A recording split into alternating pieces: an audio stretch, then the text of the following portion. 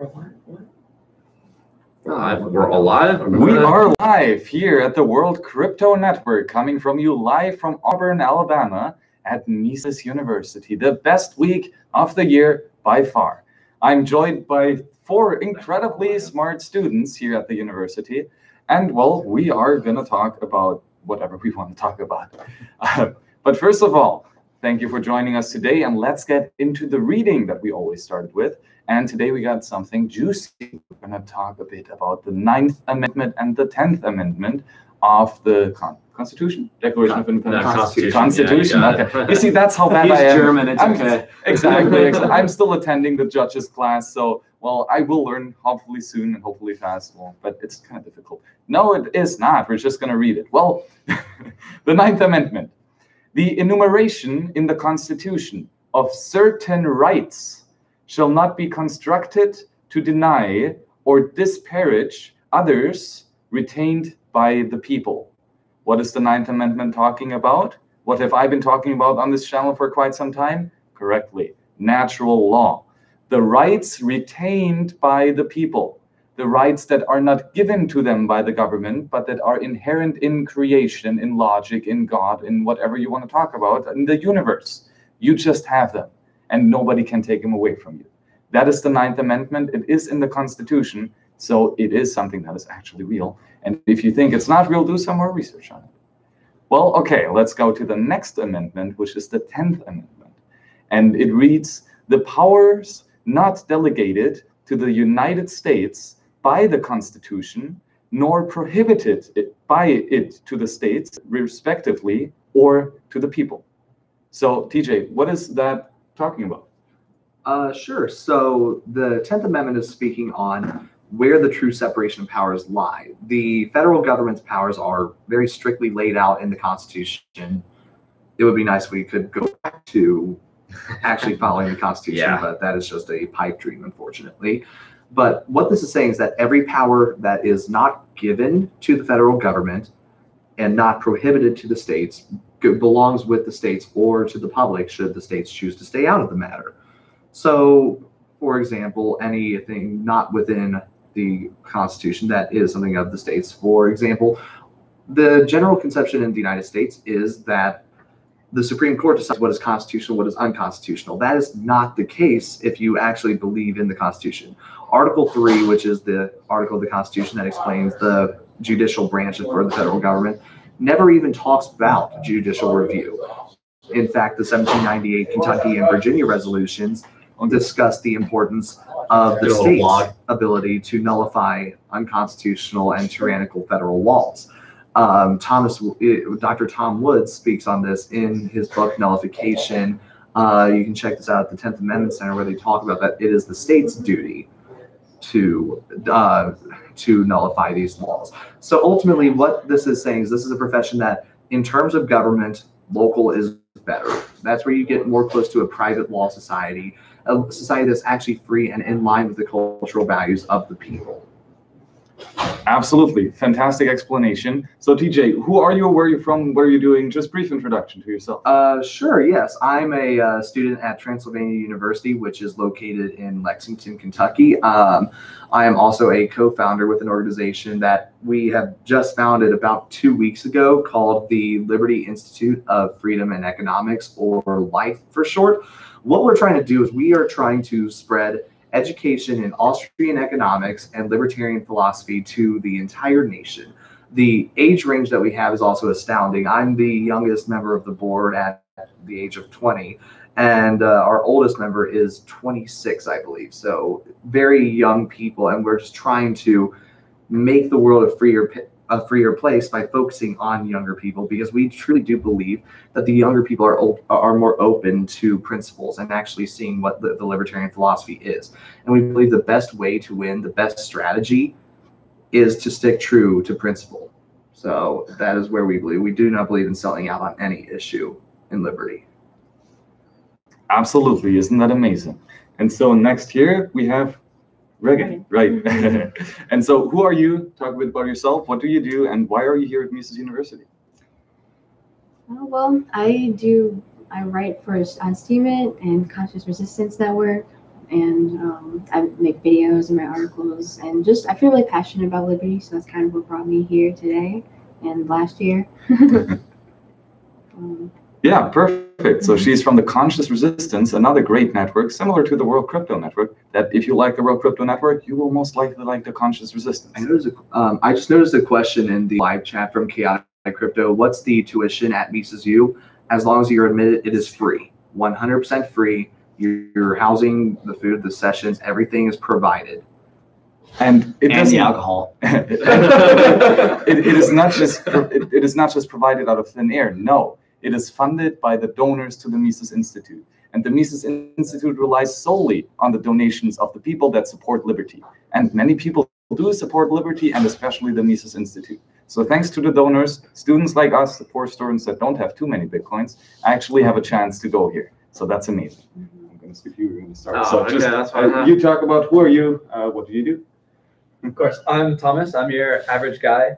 I do a lot of charity work. I'm very interested in Austrian economics for the sort of the pure enjoyment of the theory, but also achieve peace. So I think that crypto is integral to that, and Austrian economics best explains the emergence of crypto as a useful tool in society.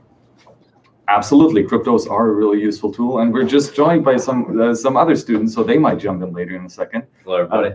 Hey guys. So well, that's what a Mises circle, what a Rothbard circle is. We just sit around and talk about economics.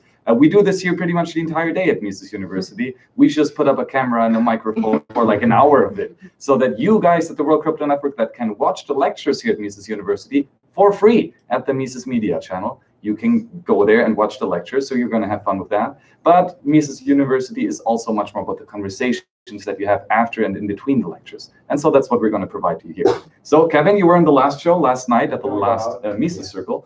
So talk a bit about yourself, and especially talk about prohibition. Yeah, right. So we actually went out to the bars tonight. So I thought a nice topic for us would be prohibition, alcohol, drugs, and that sort of stuff. But anyway, my name is Kevin. You can't really find me on the internet. Hey, good to meet you. You can't really find me on the internet because, like I said last night, I'm the anti-social media guru here. But like I said, Max, thanks for having me on again. Appreciate the audience tuning in.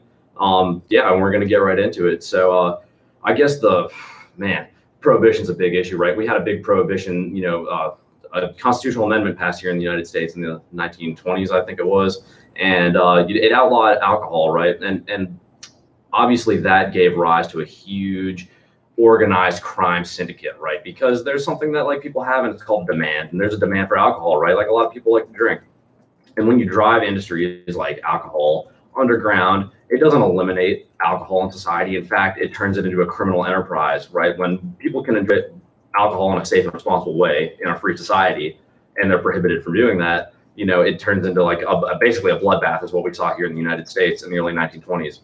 Obviously, nowadays we're dealing with a prohibition on drugs, illegal narcotics here in the United States, and the war on drugs has been absolutely devastating to our population, especially minorities, people of color, people of poor socioeconomic status.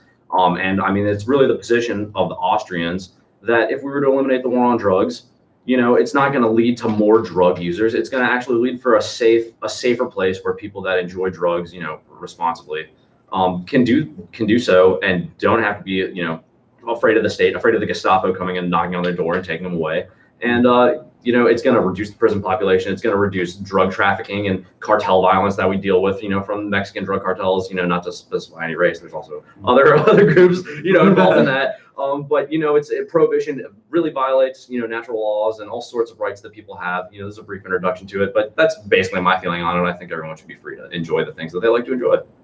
Exactly, absolutely. And as we say here all the time, as long as it's voluntary, as long as it's peaceful, as long as you're not hurting anyone, well, of course you can enjoy a glass of beer, you can enjoy a whiskey. We might actually have some, maybe two. So yeah, this is absolutely, it's your body and it's your right to do whatever you want with it. So what do you think about prohibition? Oh, you pretty much covered it all.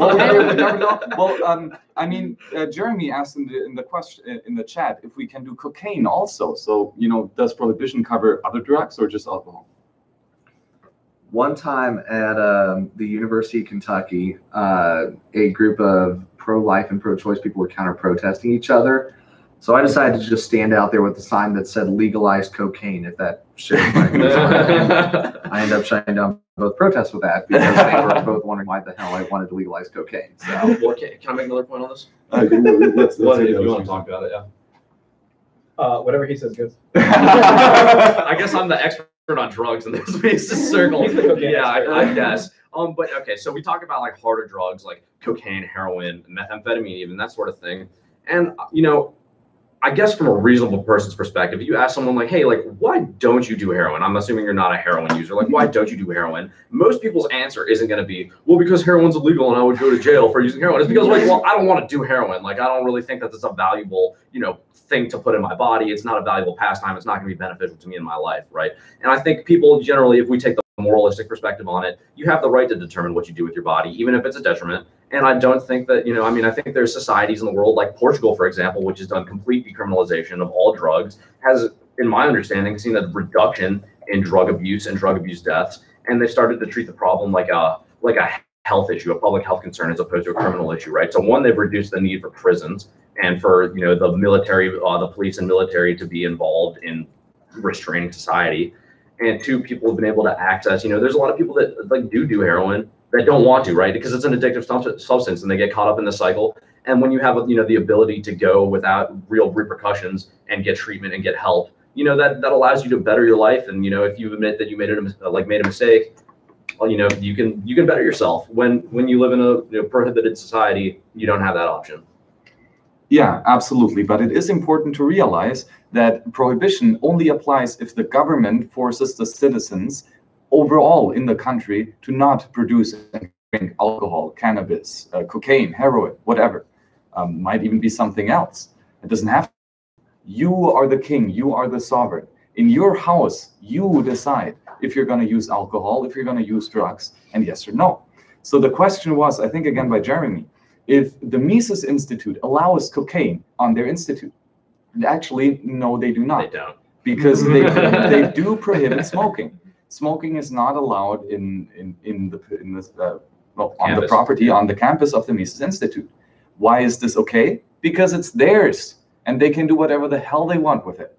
And if they decide that we're going to have like the biggest drug party ever, people like to join that, but if they decide not to, I have to respect their choices. Why? It's not my house, it's theirs. Absolutely. I think that really covers it too with not only the right aspect of it, but with the consciousness, like you own your consciousness, like that is sovereign. Like one of the things is one of my heroes, Walter Block, once said that if it moves, privatize it. If it doesn't move, privatize it. And since everything either moves or doesn't move, then we have to privatize everything.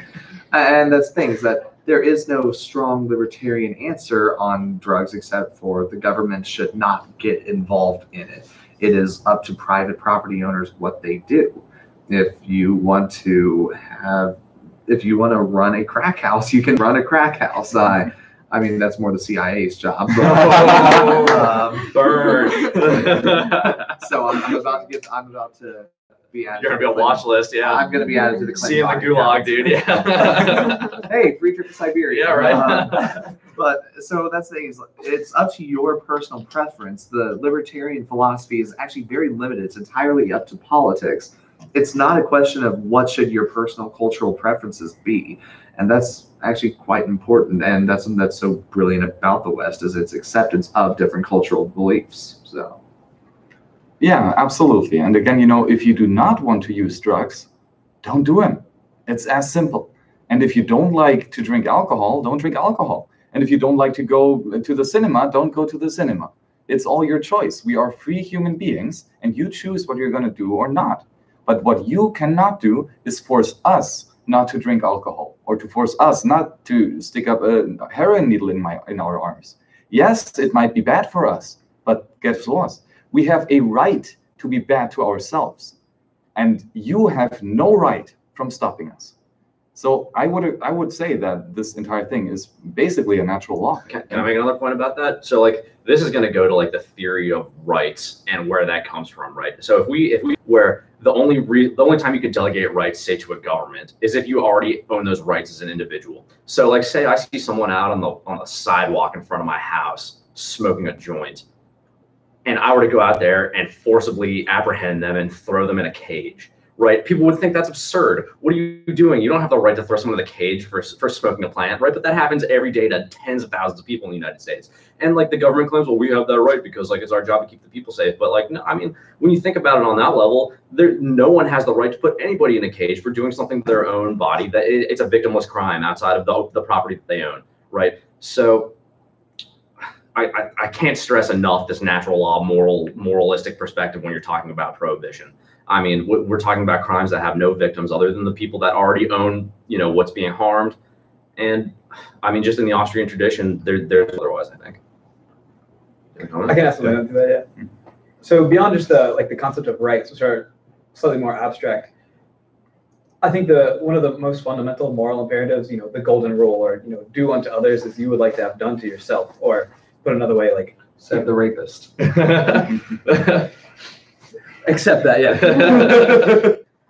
But the idea of like loving other people and having that be something that's personal to you, as much as abstract theories are great, if you see other people as things that should be like entities that should be loved for their own accord, you would not want them, even if you see them doing something which you think would be negative and harm them, the optimal solution is probably not having a monopolized entity, like you said, put them in a cage or anything to that nature, because if somebody did that to you, you would probably most likely not come out on the other side as somebody who is more compassionate and more willing to live in the society which you yourself would want. And so beyond just the concept of rights, the idea of like loving your fellow human, I think is crucial. Quick picture. Get a selfie. Max, you want to take it? Yeah, I guess we've talked about prohibition, and I think get our idea that, well, as long as it's peaceful, as long as you're not hurting anyone, do it. That's the basic libertarian philosophy. But what is also really interesting, now that we've established that, and because government is really a forceful monopoly, and bureaucrats always, by definition, apply force to you and steal from you and attack you in all kinds of ways. So how can we defend ourselves?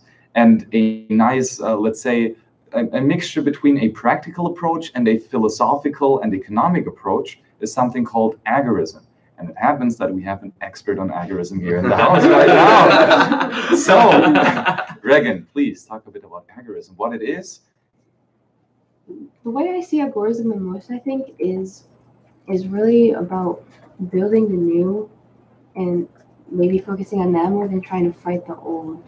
So an example that I've been using is like with the monetary system, like complaining about the Fed, like auditing the Fed, like that's never actually gonna happen, like all this stuff, or make cryptocurrency, make an alternative that can actually outcompete it. And I just really like thinking about the solutions, because I mean, the theory is great and it's an imperative part of it, but it's also like, how can we actualize these solutions? You see, I mean, it's frustrating when you see all these people being incarcerated, all these innocent people. We all have people we know that have been affected by this, if we haven't ourselves been affected by this at this point. So it's a really complicated problem, but it's something that is really going to take innovation and thinking outside the box, I think, in a lot of ways. And going back to like the free market, we talk about how we love the free market so much, but the free market is a tool that we can use to actually outcompete some of these things if we do it wisely. Exactly, and I think that is basically the definition of Bitcoin, right? We see that the Fed sucks. We see that the euro, the dollar, the yen, all those government fiat currencies suck. What can we do? Well, we can't change the currency. That's not going to happen. What are we going to do? We're going to build. Not the only thing. Talk about that. Yes, later. Yeah, I can finish. So, what are your thoughts on agorism in general? We're going to do a portion later. So that's a really good. That's such a good leeway into that. I actually used to be highly skeptical of agorism. I thought that wouldn't actually achieve freedom for society, but I've realized that society itself, I would argue, is a lost cause at this point.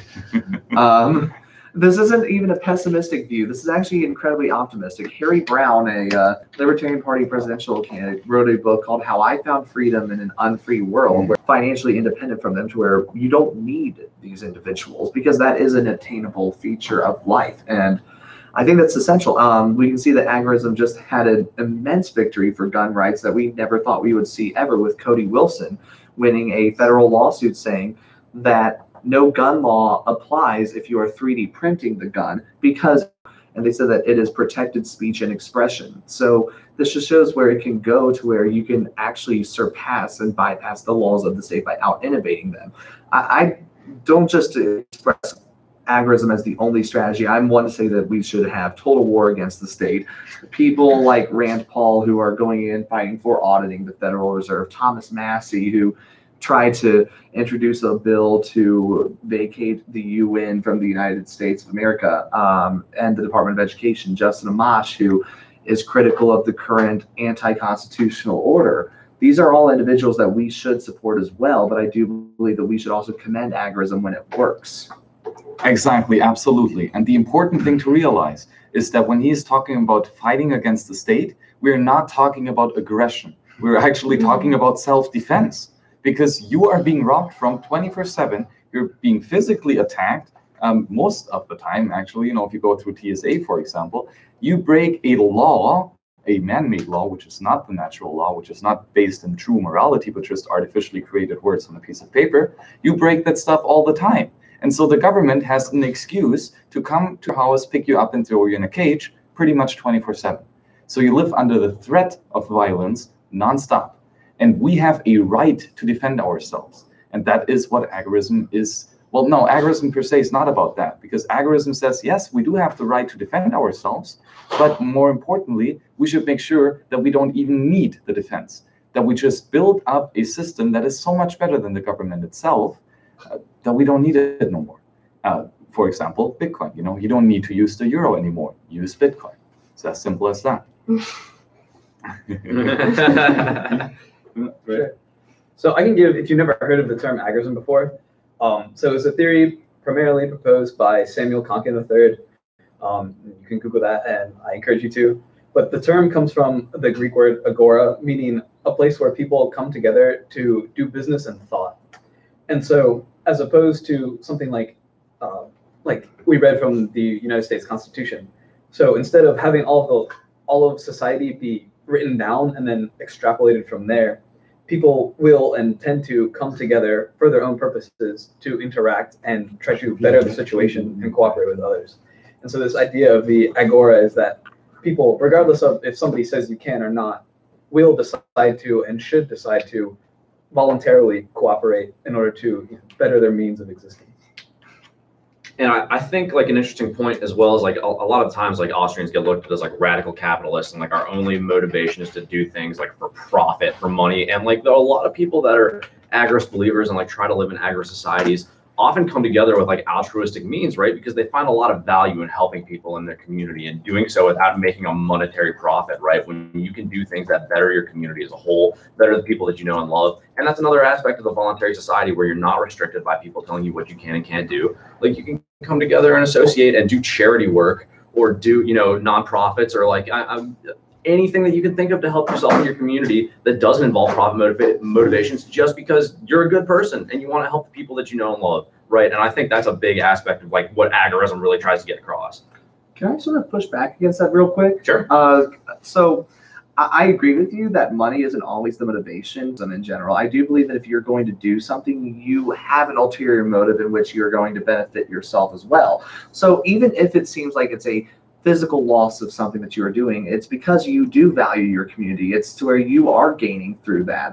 Like this is just a semantic. Yeah, I mean, yeah, we can argue the semantics about it, but I think like you're really making the same point. I mean, I might have used the wrong word, but again, you derive value from helping those that you love, right? And I was using altruism in the sense of like maybe even sacrificing something that you have, your property or whatever, to help others because you care. That's a higher value on your determination of values. Helping others is more important than like whatever you're giving up to do that. That's kind of what I meant. Yeah, I totally get that. Yeah, sure, because I'm into precision on that. Yeah, no, absolutely. You're totally right. You're totally right. It's one of those where if we assume that human beings are willing to actually lose, like get in a less comfortable position in the future, we're sort of rejecting the action axiom, which I wanted to try to be. I'm being an economist, basically. Yeah, right, sure. No, as you should be. We're at an economics camp right here. I mean, you're supposed to be an economist here. That's the whole point. So, yeah. Guys, quick question in the chat, because I hear that apparently this audio microphone is not working, so I'm going to tap it, and please tell me if you're going to hear the tap. If you heard it, great. Let's keep talking about agorism.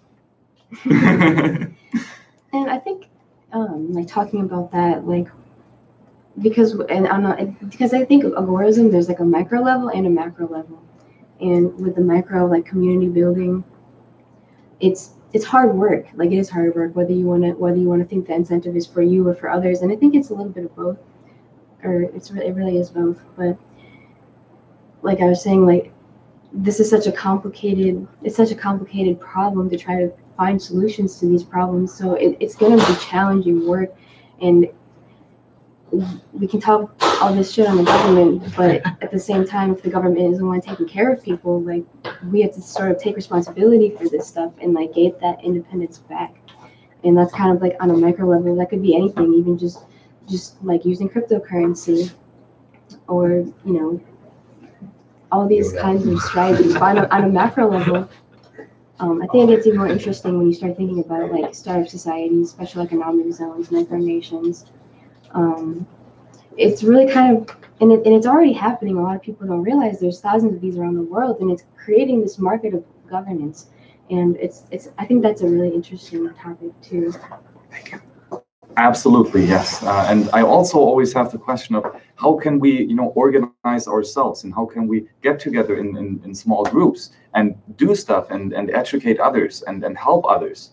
And I think agorism is a great approach. And I think something like the Mises Institute, obviously, but also the WorldCryptoNetwork is a cool thing, because in my opinion, it has some similarities to agorism. We're a bunch of different content creators getting together, and each is just, chipping in a little bit and try to do that stuff which he thinks is the most important. And for me, for example, that is talking about Austrian economics. That's talking about natural law principles. And you haven't heard that stuff on the WorldCryptoNetwork before. Why? Because nobody was specializing in it. Doesn't mean that that's good or bad. You just hadn't come around to doing it yet. But if more and more people start chipping in, and you might realize that is also what open source movements are about, especially Bitcoin. So yeah, right. I think that is kind of nice. Do you have thoughts on agorism? I have a thought on crypto. Sorry. Yeah, so I think crypto really wouldn't work because it isn't backed by anything. I understand the intention for crypto is to get out of the fiat monetary system, but I think Bitcoin is fiat in itself because it isn't backed by anything, right? And you got to remember that there was MySpace, right? And then came Facebook. Now there's Bitcoin Gold, Bitcoin Cash, whatever. So I mean, how would that work? Can I sort of explain why it's so I think it's important to realize one of the things by fiat, when we take fiat's etymology, that is the Latin word for let it be. Yeah. So it's a declaration. It's implied that it's a declaration by a state. So the thing is, you ask, what is Bitcoin backed by? You could ask the same question about gold. What is gold backed by? It's the same thing. It's a medium of exchange either way. And the thing is that we had that evolution of currency as well. There's evidence suggesting the first currency were cattle. We had cattle. Then we went to salt. Then we went to silver coins. Then we went to receipts for those as well. Yeah. What made it fiat was whenever the government cut that link to it. So the thing is that what Bitcoin is backed by is the demand for a currency that is separate from the government. Yeah. So that's why that is actually backed by something. So it's based off of demand. So if you'd like to respond. Yeah. So I like I said, I understand the intention of Bitcoin, but I think Bitcoin in itself, like you said, it's only worth what people would buy for it. Right? Yes. So gold in itself is naturally intrinsic, right? It's used for medicine, technology, many other things, and it's a great way to hedge against inflation. And the thing with gold is it isn't volatile, right? It isn't like Bitcoin where one day it's 20,000, the next day it's like 5,000, 4,000, 6,000, whatever, et cetera, whatever. And gold in itself, right? You can actually it's tangible, right? Bitcoin, it's digital, which I think Bitcoin, and not just Bitcoin, but cryptocurrencies, is a consequence of quantitative easing, of this inflation that occurred and got misallocated to cryptocurrencies, which is known as malinvestments, right? Gold in itself has been money for centuries, right? Well, a couple things here. So you said that gold is also used in medicine and in electronics. Medicine, and that is absolutely right, yes. Yeah. But it doesn't have to be, because those is a different value. You have a separate value bucket in gold, which is for electronics, for monetary, and for that kind of stuff. But you also have a completely different bucket that is completely decoupled from the first bucket, that is the monetary value. Why? Because gold is a useful medium of exchange, store of value, unit of account. It is just a useful currency. And only those three jobs does a currency really have: medium of exchange, store of value, unit of account. Well, Bitcoin fulfills all these three jobs, in my opinion, even better than gold. It is a better medium of exchange because it can be sent digitally. It is a better store of value because one Bitcoin is defined as one Bitcoin and will never be less than one Bitcoin. Same as gold is defined as a specific gold atom, and this gold atom does not decay, it doesn't change to another gold atom. So the stored value aspect is pretty similar. And then we have the unit of account. And actually, I think that that Bitcoin as a unit of account is much better than gold, because you can define it much smaller in satoshis, even sub-satoshis, which you cannot do with gold. Can I? Yeah. I honestly believe that gold is better than crypto, but I also believe that crypto is a fantastic thing as well. With all honesty, if I were to make an investment right now, I would be investing in the cryptocurrency market. But I mean, the thing is, with silver right here, we have an ounce of silver. It's very tangible. That's how libertarian we are. Come on. Tangibility is not a feature of money, though, which I think is one that's important as well. It doesn't have to be a physical thing. What constitutes as money is that which is commonly accepted as a medium of exchange, because really you could use anything as money, and it's as micro of a level as you want it to be.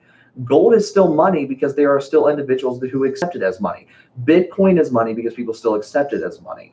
So that's one of the issues with it, is that no, we can't touch a Bitcoin, but what we can do with it is that we can use that as a means to bypass the double coincidence of wants problem with barter. So ultimately, John Baptiste made the claim that if ultimately we had a system in which we could easily find a double coincidence of wants at all times, we could actually do a barter economy.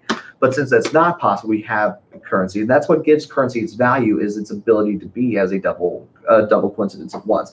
If you really want to be honest here, you could say that crypto is backed by gold, because you can purchase it in gold, right? Depending on whatever its market demand is. But all value, all commodities, their value comes directly from what people are willing to pay for it. So that's one of your criticisms of Bitcoin. Yeah. Then that's a criticism of every single commodity out there. That's a criticism of gold. That's a criticism of the US dollar. That's a criticism of houses, cars. It goes on and on. To accept that would ultimately be a rejection of capitalism if we were to take it to its logical extent. Does that make sense? Yeah. Yeah, and good points that you bring up. But I would also say that the money does not have to be tangible. It doesn't have to be a 3D object. It only has to be scarce. That's the important attribute. If I give you one money unit, I no longer have it. All right, you have it. You have full ownership over it. And that is the definition of a scarce good. Now, historically speaking, digital goods have always been non-scarce. If I have a PDF document, I press Control-Z, Control-V, I make a copy of it, I send you the copy, I still retain the original, quote unquote. And therefore, digital goods historically could not be a money. But with Bitcoin, it's the first time that we have a scarce, non-tangible good. So it is a digital good living in the internet, just information. But when I have a Bitcoin and I send it to you, I no longer have it. And that's the important aspect of money. It's scarcity, not tangibility. You are also into Bitcoin, so talk a bit about it. And I think another thing that makes Bitcoin and cryptocurrency in general valuable is the blockchain and this kind of technology that honestly makes it way more efficient than fiat money could be, I think, too. If I can just add. Yeah, so I understand the whole intention behind crypto, escape the fiat monetary system. But you have to remember that, like I said, there was MySpace and then Facebook, right? Mm-hmm. There's going to be Bitcoin, and then there's going to be, for simplicity, Bitcoin 2.0, whatever, right? Bedcoin. Yeah, whatever. Yeah. Yeah. But that is mortal sin. But gold in itself is just, it's been money for years. It was decided by the market, which is individuals like us, right? That gold will be money, and gold gives paper money value. And Bitcoin, they say there's only like 21 million of Bitcoin. Yes. But like I said, there's there can always be Bitcoin 2.0, Bitcoin 3.0, Bitcoin 4.0, et cetera, et cetera. I just think it's fiat money, but it's fiat cryptocurrency. And if you guys remember the .com bubble, right? I think cryptocurrency is the .com 2.0, right? Well, a quick thing, Bitcoin is not the first digital currency. The first digital currency was invented in 1982, and it failed. So that was the MySpace. Bitcoin is the Facebook, pretty much. Yeah. Well, I hope Facebook fails. I'm just not a fan of Facebook. True. I got a couple of points, and these aren't going to be super serious points. But the first one is I'm pretty sure there is a cryptocurrency, I'm not familiar with the name, that is backed by gold right now. They have a large sum of gold, and they issue crypto based on their reserves of gold, right? So it's a good way to merge crypto and having a tangible, durable money source, right? And like I'm not going to discount innovation in the field of cryptocurrencies, because I think that they're just going to continue to keep better. I mean, like that's what we do in terms of technology. We continue to innovate, and like maybe Bitcoin isn't going to be the best thing, right? But I think that Bitcoin has a lot of very important properties of Bitcoins that can be produced. I mean, that's going to carry over to any serious cryptocurrency that's developed. And then just like 2 funny points here, like, yeah, the good gold and Bitcoin like have different uses. Like one, gold is probably more durable than Bitcoin, right? Like gold's not going to be wiped out by a solar flare anytime soon, right? But you're not going to transact with gold with someone halfway across the world. Like I'm not going to mail you gold if you live in Japan and I want to buy your product on Etsy. I'm going to send you some Bitcoins because that's just so much easier. And that's one of the reasons why we value Bitcoin so much. Okay, perfect. Just talk about it. I was talking to Jose during lunch today, and in dealing with, as he was talking about whether Bitcoin is backed or not, I think you really have to consider the paradigm in which it's in. Gold is a physical thing versus Bitcoin is digital. So I think you have to consider the internet Bitcoin in relation to the internet. What special, does it give you any special privileges on certain websites or anywhere along the in the digital world? And I think as it does so, that's going to change the value and kind of shape and set the value. And but at the same time, I believe in competition among multiple currencies. So I think we should have Bitcoin, gold, silver, as much different currencies as possible. Just get the government out of it. That's the basic argument, right? Bitcoin, it's a relatively new thing, so I think we'll see with time. But the best way to see would ultimately be to expand all the horizons and bring as many currencies as possible. Absolutely, I agree. Competition in market is essential. Guess what? I'm writing my bachelor thesis on that, called Anarchy in Money: Why We Neither Need Nor Want Government Regulation in Money, especially Bitcoin. If you want to help towards liberty.com/anarchy, of course, written under the open source writing process and the Creative Commons license. What about a gold credit card? Huh? So there's there's a project called Gold Money. It was created by Peter Schiff. What I was thinking of. Yes, it's a debit card that's entirely backed by gold, and what it is, you purchase gold on the market, and you have the card, and you know where your gold is. You can go and find a Schiff-backed bank and deposit and withdraw your money in actual gold. It's sort of a return to the gold standard. So there's so much out there that's available. Once again, the cryptocurrency that's backed by gold, that's another thing that you can easily do. I mean, you can purchase gold with Bitcoin as well. So ultimately, again, what gives money its value is its ability to be used as a medium of exchange.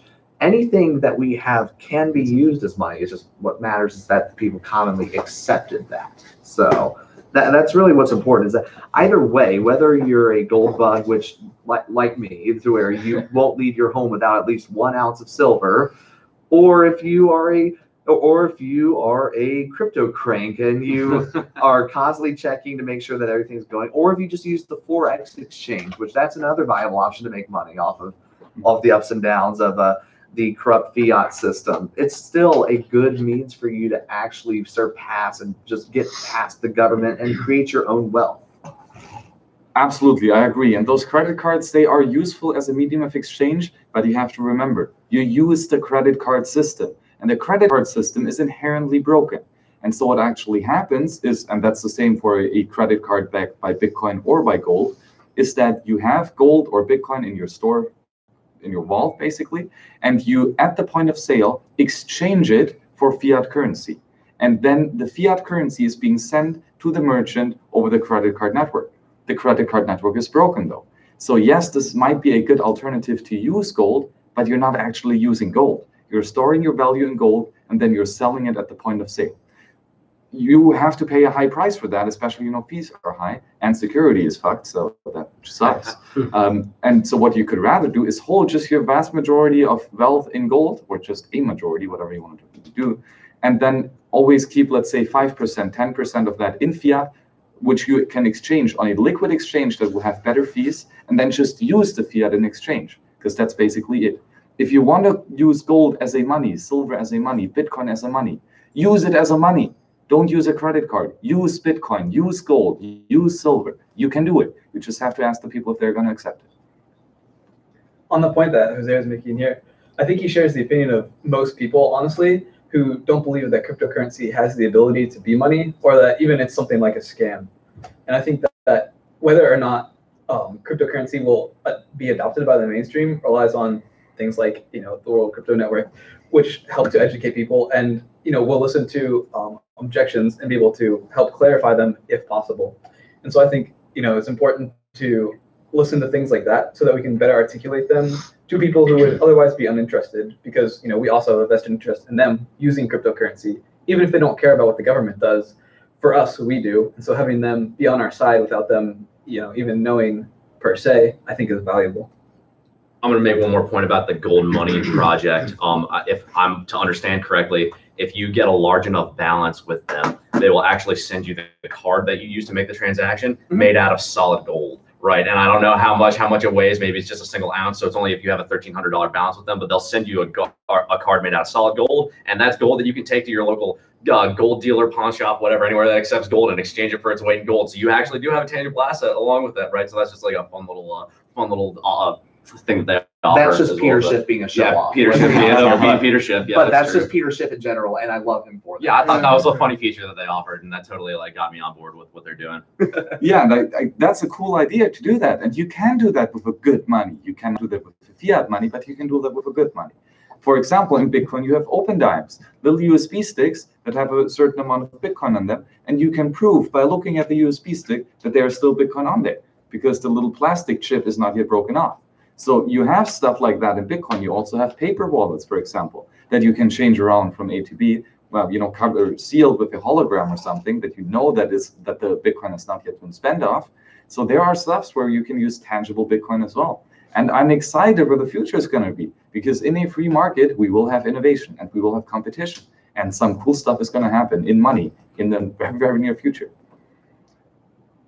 Anything else? I got nothing on that topic. I'll walk up here. Yeah. Okay. Next topic. Yeah, so I'll just emphasize that the problem with Bitcoin is that there's always going to be a new, faster, more efficient cryptocurrency, and thus, Bitcoin won't really work as a store of value because of that reason, right? And the fact that it went from 20,000 to 6,000, right? I'm not sure if it's higher than that right now, but it just proves that it isn't sustainable. I think the fact that they call mining Bitcoin, it just proves that it's fool's gold, right? The fact that Bitcoin, the picture of Bitcoin is a picture of gold, again, it just proves that it's fool's gold. The reason why gold was money is because A, it's tangible, and B, who doesn't want gold, right? You can actually hold gold, you can see gold, but Bitcoin, it's like having a digital house. And what's good? What is the purpose of having a additional house, or there's no purpose, right? It's the same thing with Bitcoin, right? There's no purpose of having digital money, right? You can't see it, you can't hold it. I think it's fool's gold. That's just my opinion. And that's the beautiful thing about opinions, each to his own, right? And the beautiful thing about anarchy and money, you can choose whatever currency you want, because now we have competition and the burden is on you. You have to decide whatever you're going to use. That's a beautiful thing. Okay, so we had a question earlier in the chat by Jeremy. Thank you for asking. And please provide further questions in the chat because we will answer them. That's what we're here for. Ask questions about pretty much anything. This one is really interesting. Jeremy asks, here's a challenging question. What are the thoughts on abortion in a voluntary society? And I'm going to start off. This is definitely a tricky question. I defend here the Rothbardian view, which basically says the mother has a right in her own body, and the child has a right in his own body or her own body. But basically, if everything works perfectly fine and the mother chooses voluntarily to grow this baby in her own body, she will not abort it. But if the woman feels that the child is violating her body, that this child is an intruder in her body, I would argue that the mother has a right to defend her body and, well, remove the fetus, remove the baby.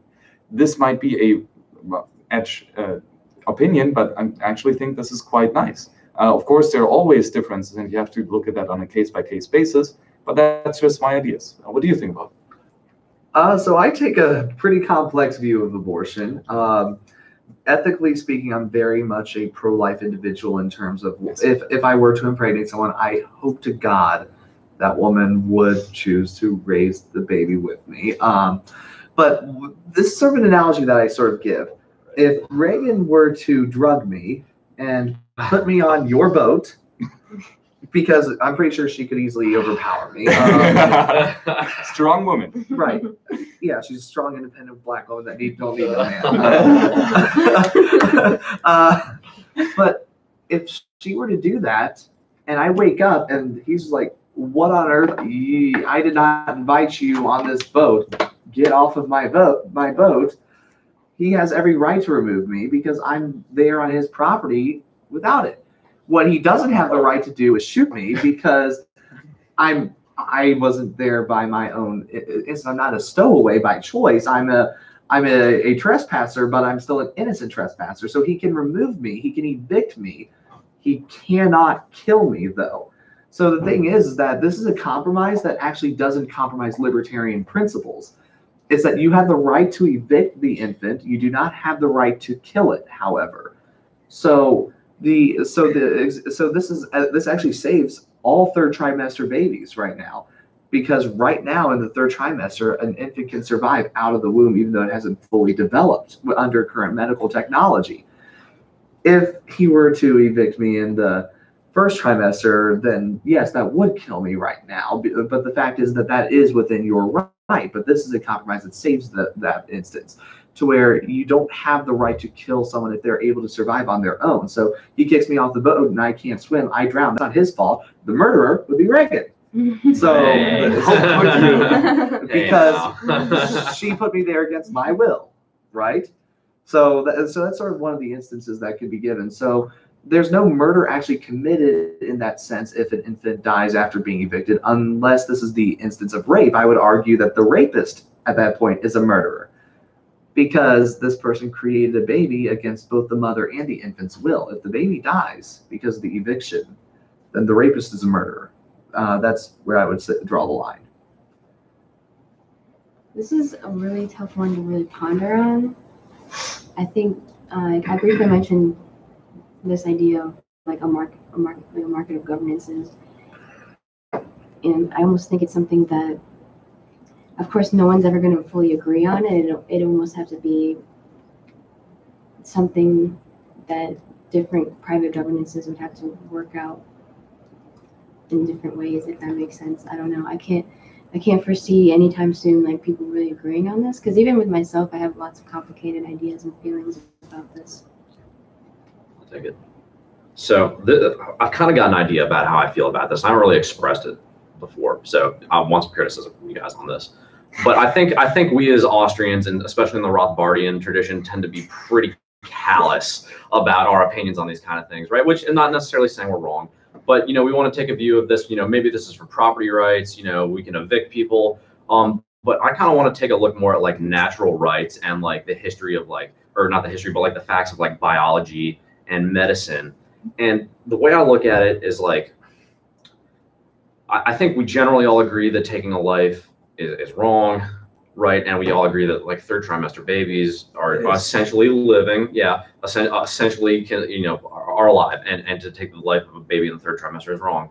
And I'm trying to think if there would be a way to determine like a line, right? At what point is a fetus, an undeveloped fetus, it's still dependent on the mother 100% to be alive, right? It's still at that point I don't want to say a growth, but a part of the mother's body, right? When it's still just like a ball of cells in the first couple of weeks, there's no chance, even with the most advanced medical technology, that it can evolve and develop, right? And I don't think at that point that we can really consider it a living being, right? It doesn't have the conditions necessary to be a living being. It can't sustain its own self as life. It doesn't have consciousness. I mean, we can debate this philosophically, like, then we're not going to get to the bottom of that in this issue, right? But I think we can try to establish some sort of line, and it's going to be arbitrary, right? And this is going to take like a big consensus of like, at what point is a fetus viable to live outside of the woman's body, right? And be able to be developed, whether it's through medical technology or whatever else, and maybe like that's the point when we can define something as having the property rights that a living being has over itself, right? Like once you're capable of sustaining yourself in the natural world, like again, through the natural law tradition, like when you're endowed with the rights of the creator, and before that, like it's essentially, just another part of the woman's body. And it's a health, decision at her point before then. I mean, that's kind of how I feel about it. I mean, I don't want to see babies aborted at any stage, but I mean, we do agree that there's some cases where abortion is necessary and we have to draw a line on it, right? Sure, I think pretty much most of us agree. It's on that very like last technical phase of exactly when. And I do see an issue when society comes to a point, and even in a voluntary society, where there's no government determining exactly at what point certain things are either illegal or legal, condoned or not condoned by the community. When society gets to a point where we're questioning how close can you come to killing a human is a fishy scenario for me. And a lot of the times the arguments come from arguments about human rights, or are all humans persons? Is it only persons that have rights, or is our rights inherent to humanity in itself? I think those are questions that will never be decided on a mass scale, and like you said, will sort of be more decided on the communal level. And so in a voluntary society, whatever, he asked on our thoughts of abortion, whatever you think about abortion will happen in a voluntary society. So that imperative is on you and your own conscience in determining those sorts of things. Exactly, and we cannot make like a true forever fixed law about this, because it is an edge case and it really depends on the specific situation. So we're just giving here as ideas, but we cannot provide like a specific, logical conclusion. Well, this is one of those really, I'd say, worse than immigration. With like, dividing libertarians, there's just so many little intricacies, no matter what opinion you take. But I do think that,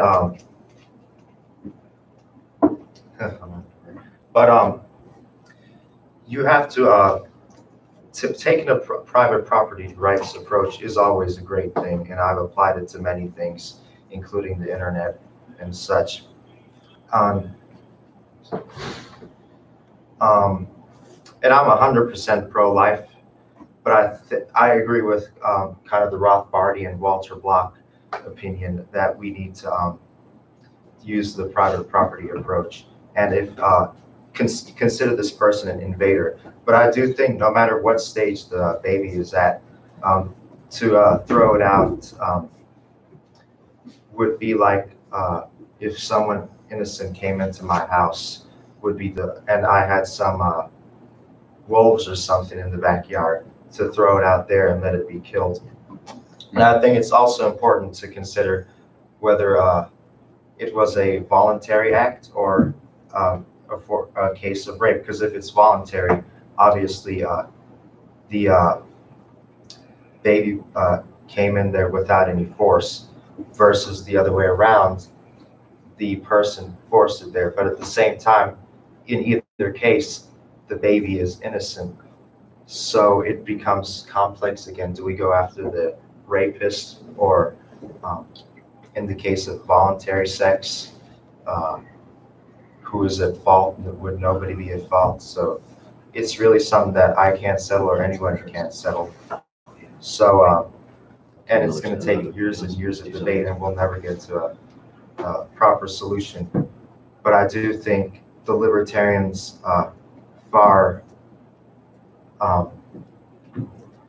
do a much better job than the mainstream in analyzing this issue. And I think if the right takes this sort of libertarian approach, at least to some degree, we could possibly overturn certain landmarks like Roe v. Wade. And this was a point that even Walter Block was making.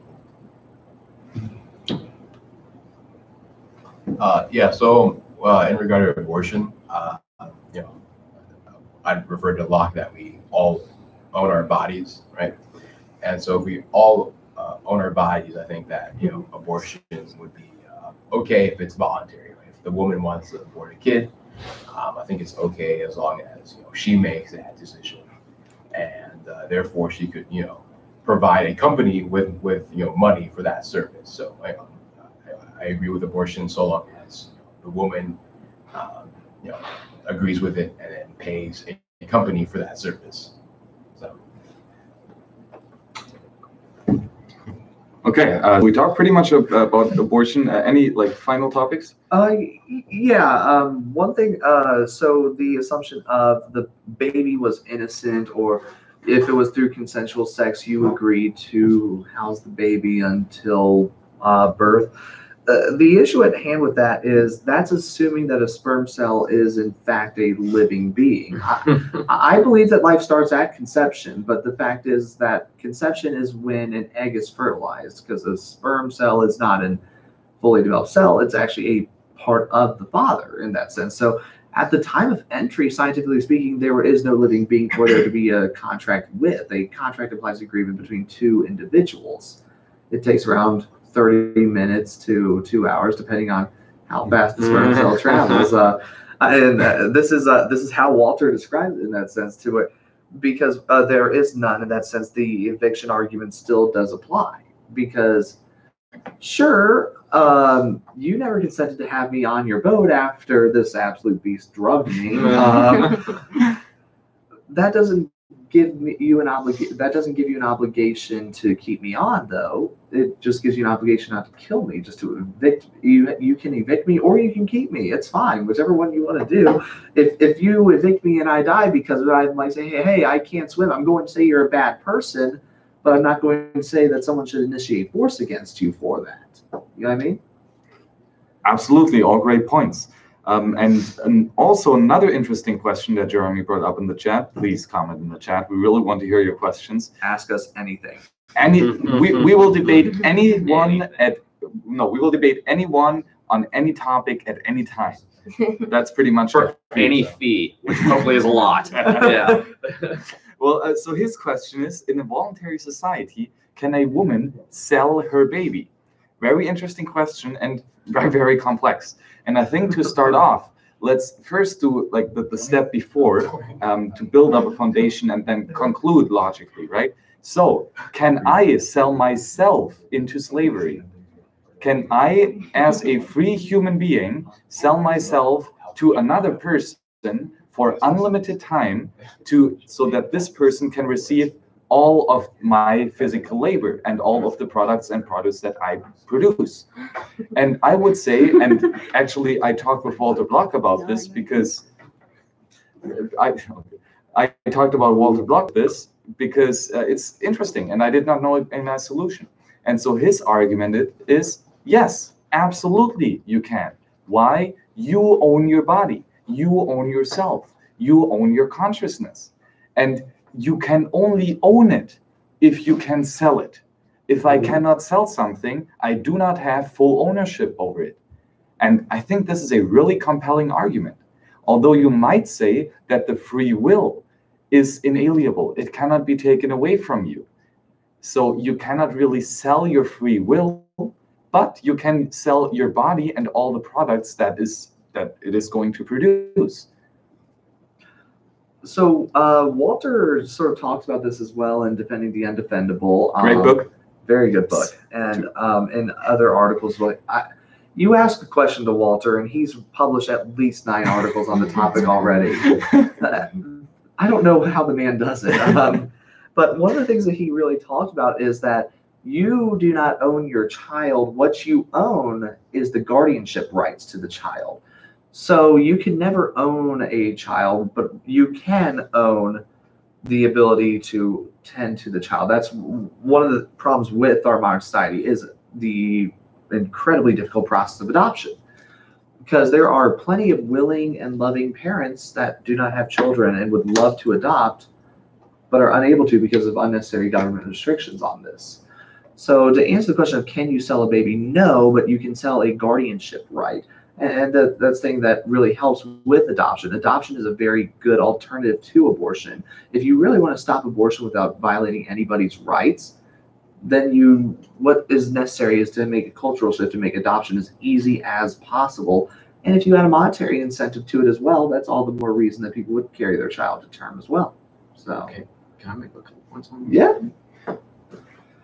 Yeah, so like, I guess what I was saying earlier about like babies is like, I gotta feel like there's a certain point at which babies we're considering them alive and viable, right? And I think at that same point, being human beings, they're then endowed with all rights, full rights that any other human being is endowed with, whatever your age is, right?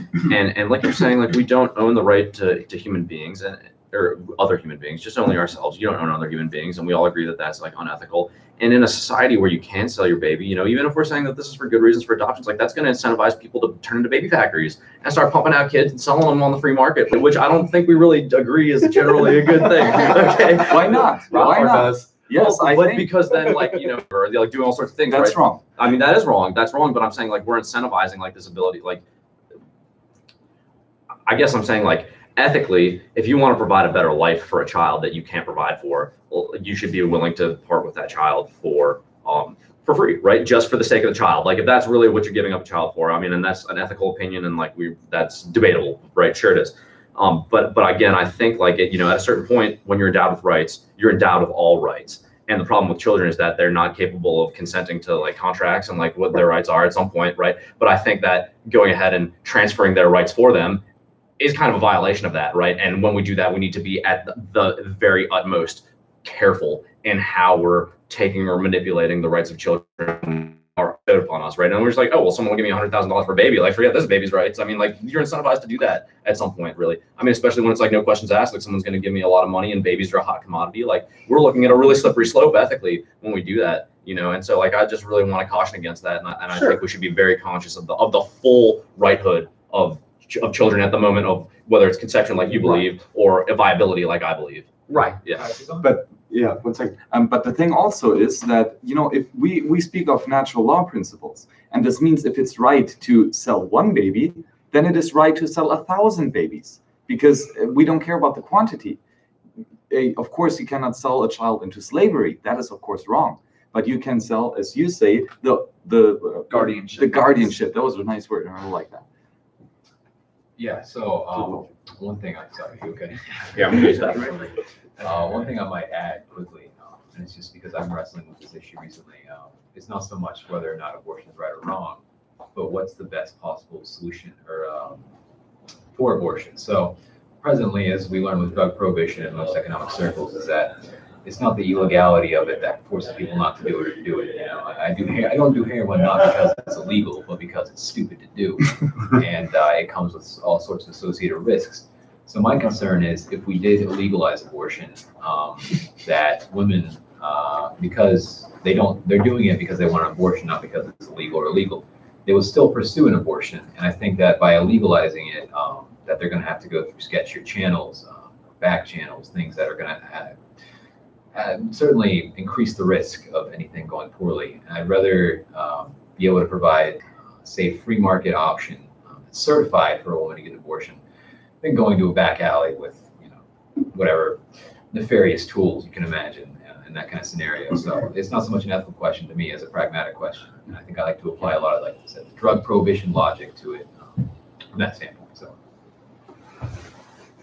I'd like to note here, just, on that point, the last time that like 40 million human hearts stopped beating was not in like Mao Zedong's China. It was in Planned Parenthood offices. And so, that's not an easy fact to grapple with, because most people can't, I like, personally can't comprehend entirely what that means or what the implications are because of that. And is it something that people seek because it's offered, or is it something that people seek inherently on their own? I'm not quite sure. I think we sort of fleshed out a lot of the opinions on that point. But also,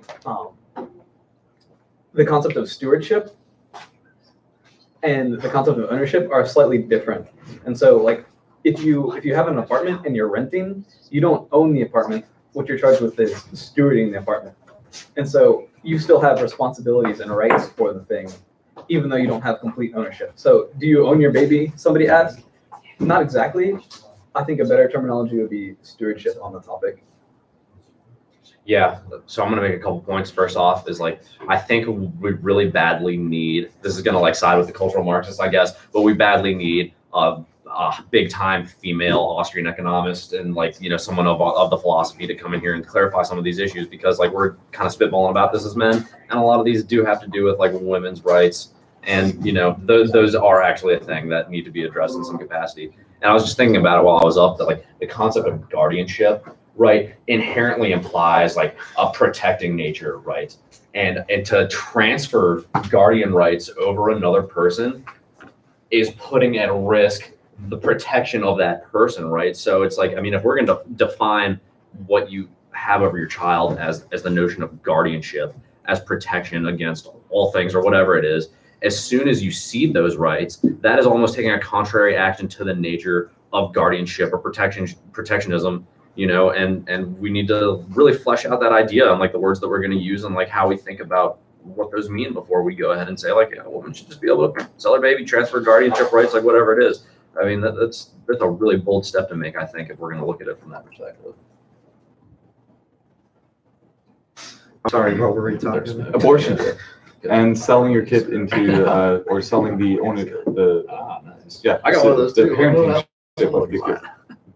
Yeah, I don't really see any ethical problems with selling the baby, because if adoption is allowed, like what difference does it make besides the fact that we're exchanging it for monetary notes or whatever sort of currency is?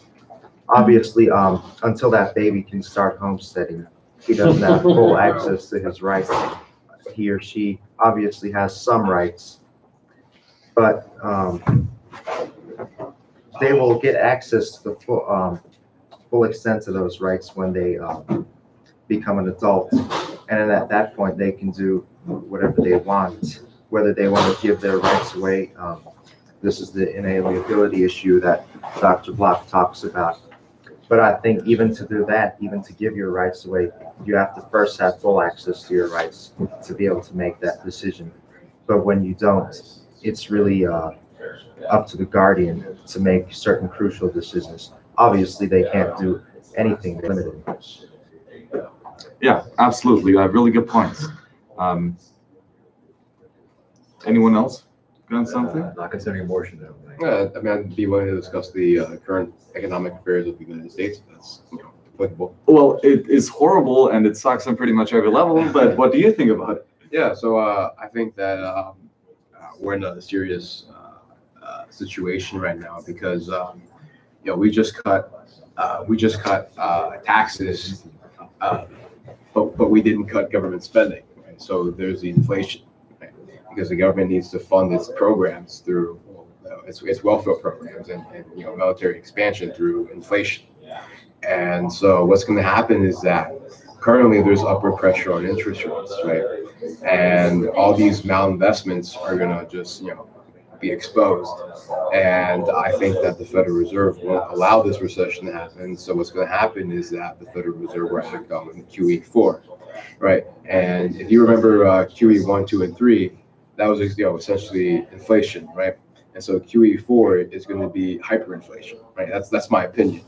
And so we're going to have a currency crisis, and we're going to have a sovereign debt crisis because the debt clock. If you look at the debt clock, it's like it's gone exponential, right? So I think that the only way to protect your wealth against this, if you live in the United States, is to hedge by the means of gold and silver or crypto.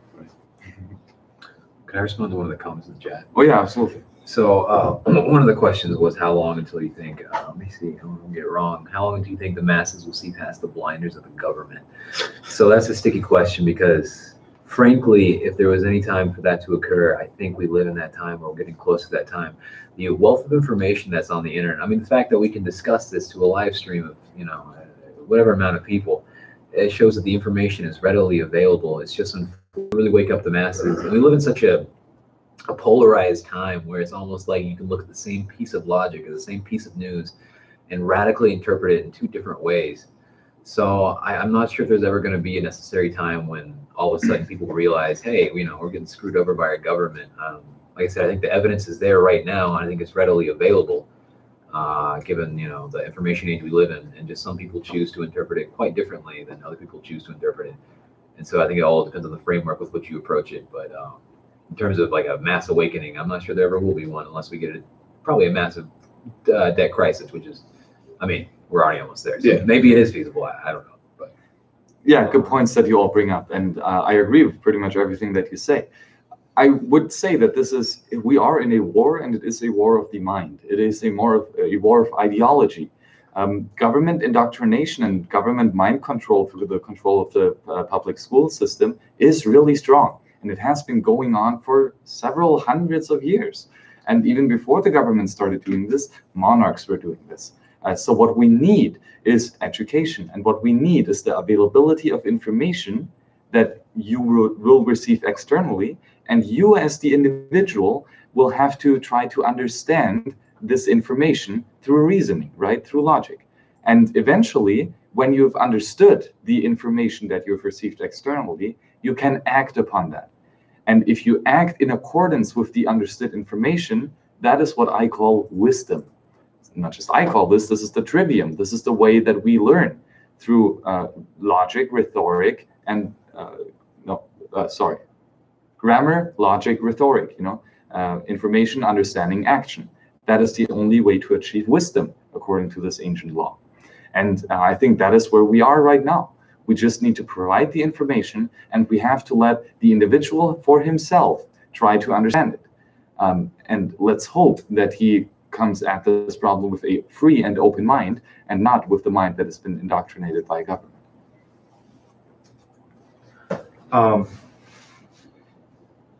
What was he talking about? I'm sorry, I got the debt problem.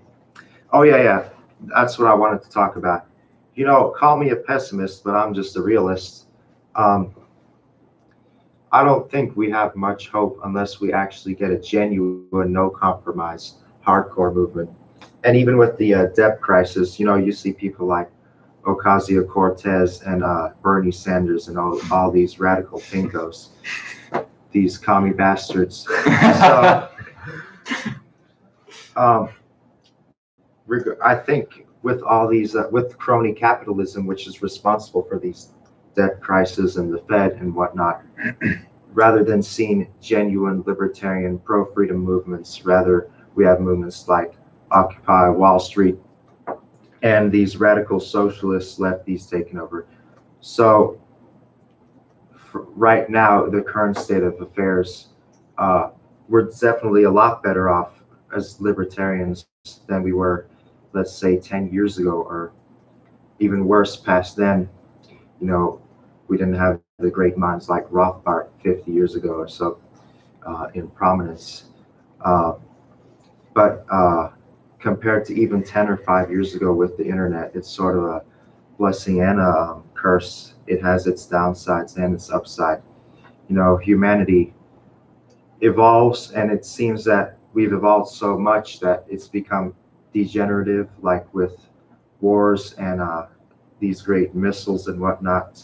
So it's not always great to advance, but I think the internet has both its problems and its blessings, and spreading our movement and just creating this huge cultural center of all these crazy ideas, like with Walter Block, especially very creative, and all these great models by people like Roger Garrison, the internet is a useful tool, but at the same time, it gives the socialists a platform. And obviously, would I want to shut them down? No, I wouldn't want to do that. If that wouldn't be right, that would be very unprincipled. But we have to really find a practical way in which we can convince ordinary people. I'm working with a libertarian down in Florida on a project, and he emailed me a while back saying he's working on some psychological models tying in personal character to political character, and how one tiny little change in approach could easily change their minds. So it's such a delicate issue. We have to really find practical ways of explaining. You know, marijuana, we don't want to look like crazy potheads. We need to rather, although we are. We need to take an approach like outlining the medical advancements it has and the good properties. We don't want to look crazy. We want to look practical like these mainstream people do, even though they're really nuts. But so I think we need to change our approach without compromising. Only then will we have a bright future, which we already have an immensely better situation than before. But there's still a lot of work that needs to be done. Okay, tackle one of the questions I was asked about MassPot. So could you scroll up a little bit? I want to make sure I get it right. So what is the solution to current issues surrounding massive poverty and wealth disparity? So this is pretty fundamental. If you look at statistics concerning global poverty, as a whole, the world is doing so much better than it was, I think, just maybe, should I say 50 years ago? Maybe 50? That's an arbitrary number, but 20 years ago. 20 years ago, if you look at the poorest of the poor, they are so much better off than they were even 20 years ago. The fact that, yeah, we can walk around with these sort of things in our pockets casually. The fact that we can stop for a second, not worrying about hunger, not worrying about thirst, but we can consider the status of other people in other nations, I think is a testament to not only sort of our progress as humankind, but also the power of the free market. And you can say that, well, we're doing well because we're rich in resources, or rich in capital, or land, or what have you. But one of the things you learn, one of the first things you learn in international trade is that a nation always has something to offer, no matter how impoverished or how lack of infrastructure they have. So marginal productivity. Exactly, exactly. At the very least, there's land and there's capital and there's human labor available in country. And so I think to tackle massive poverty, we're doing pretty well if you look at it in the grand scheme of things. But to continue that, I think perseverance is to promote free trade. You know, obviously it's a pretty, basic answer, but I think that's really the key here. In terms of wealth disparity, it depends. I guess it depends on the scale that you're talking about. If you're talking about like the American wealth disparity, I think that's largely due to preferences. People have different preferences to do different things, and different things reward different monetary value. So it's really, I think, an unnecessarily grandized scenario that we have such like the 1% versus the 99%. When in reality, like humanity just, we tends towards different professions. Some people tend towards being a teacher, which, statistically is not going to pay as well as being a lawyer or being a doctor. And that's going to cause a wealth disparity, but it's not one that necessarily needs to be fixed. It's just indicative of what we place and what we value as a society. And I think that, again, to answer the first question, just promoting free trade and promoting the ability for people to choose is the best thing we can do to not only alleviate poverty, but ensure an equal society. Let me say something really quick. It's really, if you think about it, it's so simple how a wealth gap actually creates prosperity versus what you think it does. Because, read a book like Economics in one lesson. Just read the first few chapters. It's genius. I had, one of those mind blowers. It is. And same with Mises, all these greats. But, one thing Hazlitt says in there is good economics and bad economics, what defines good economics and bad economics. And one of the things he said was good economics focuses on both the short and long term, while bad economics, hence welfare economics, focuses on the short term. Excuse me. So, if you really think about it, by, let's say, taxing the rich 90%, and there's a lot of wealth out there, obviously, and maybe, yes, we could spread it evenly among everybody. But, okay, we've relieved the short-term problem, poverty. Now what's to happen? Where are people going to get jobs? All these jobs that they had when these big business moguls were up here. They had all these jobs to offer. Now their businesses are liquidated. There's no jobs and there's no industry. So yes, you've solved the short-term problem, but now the long-term is just unpredictable. And of course, you could take Keynes' approach. In the long term, please don't. Yeah, good points that you bring up. And I would like to add, because Brian Powell adds in a second question, if the free market solves all, yet the free market, it depends on accumulation of capital that is now owned by a great few. How does that wealth become redistributed so that all can participate fairly?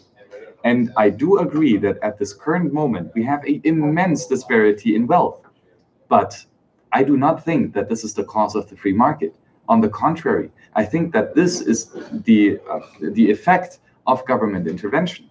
Because if you look at the most wealthy people, most all of them work together with the government, because they get all the benefits and they can lobby for themselves and they can increase their wealth because they know the government cronies. And they can use the violent and the aggressive nature of government to steal from others from one way or another. That might be by monopoly licenses, that might be by inflated money loans, that might be via taxation funds that are being used to support one business or another. And this is how wealth disparity is actually created. Will we have disparity in wealth in a free society? Abso-fucking-lutely, of course. Because we humans are all individual, we are all free. And one person is going to decide to consume all his wealth, and the other person is going to decide to save all his wealth and almost never consume. And some persons are going to make a lot of money, and some persons are going to make little money. Yes, but that's human nature. What do you want to have? Do you want to live in a world where we are all equal, where we all own the same pair of shoes, where we all have the same jobs, where we all have the same amount of money, where we all have to think the same ideas, where we all have to listen to the same music? No, I do not want to live in such a world. This actually sounds like hell. What happened to diversity? Exactly. And especially with diversity, not only can we live our own free desires, but also we have the division of labor. So what is actually the division of labor, and why is it so beautiful? The division of labor really is almost a caste system, so to speak, but obviously voluntary. And America's a wonderful country. You can go up and down from levels, but really what the division of labor does is it examines a person in society and puts them in a place where they're most efficient. Now let's look at an example here that I was writing about in an essay. Suppose you had someone, and Walter Block, I'm going to take his approach to tackling minimum wage. But suppose you had a firm, let's say we have this mom and pop furniture shop, and they need one more employee. They can afford to employ one more person as they're slowly and gradually, like a 60-year-old trying to have an erection.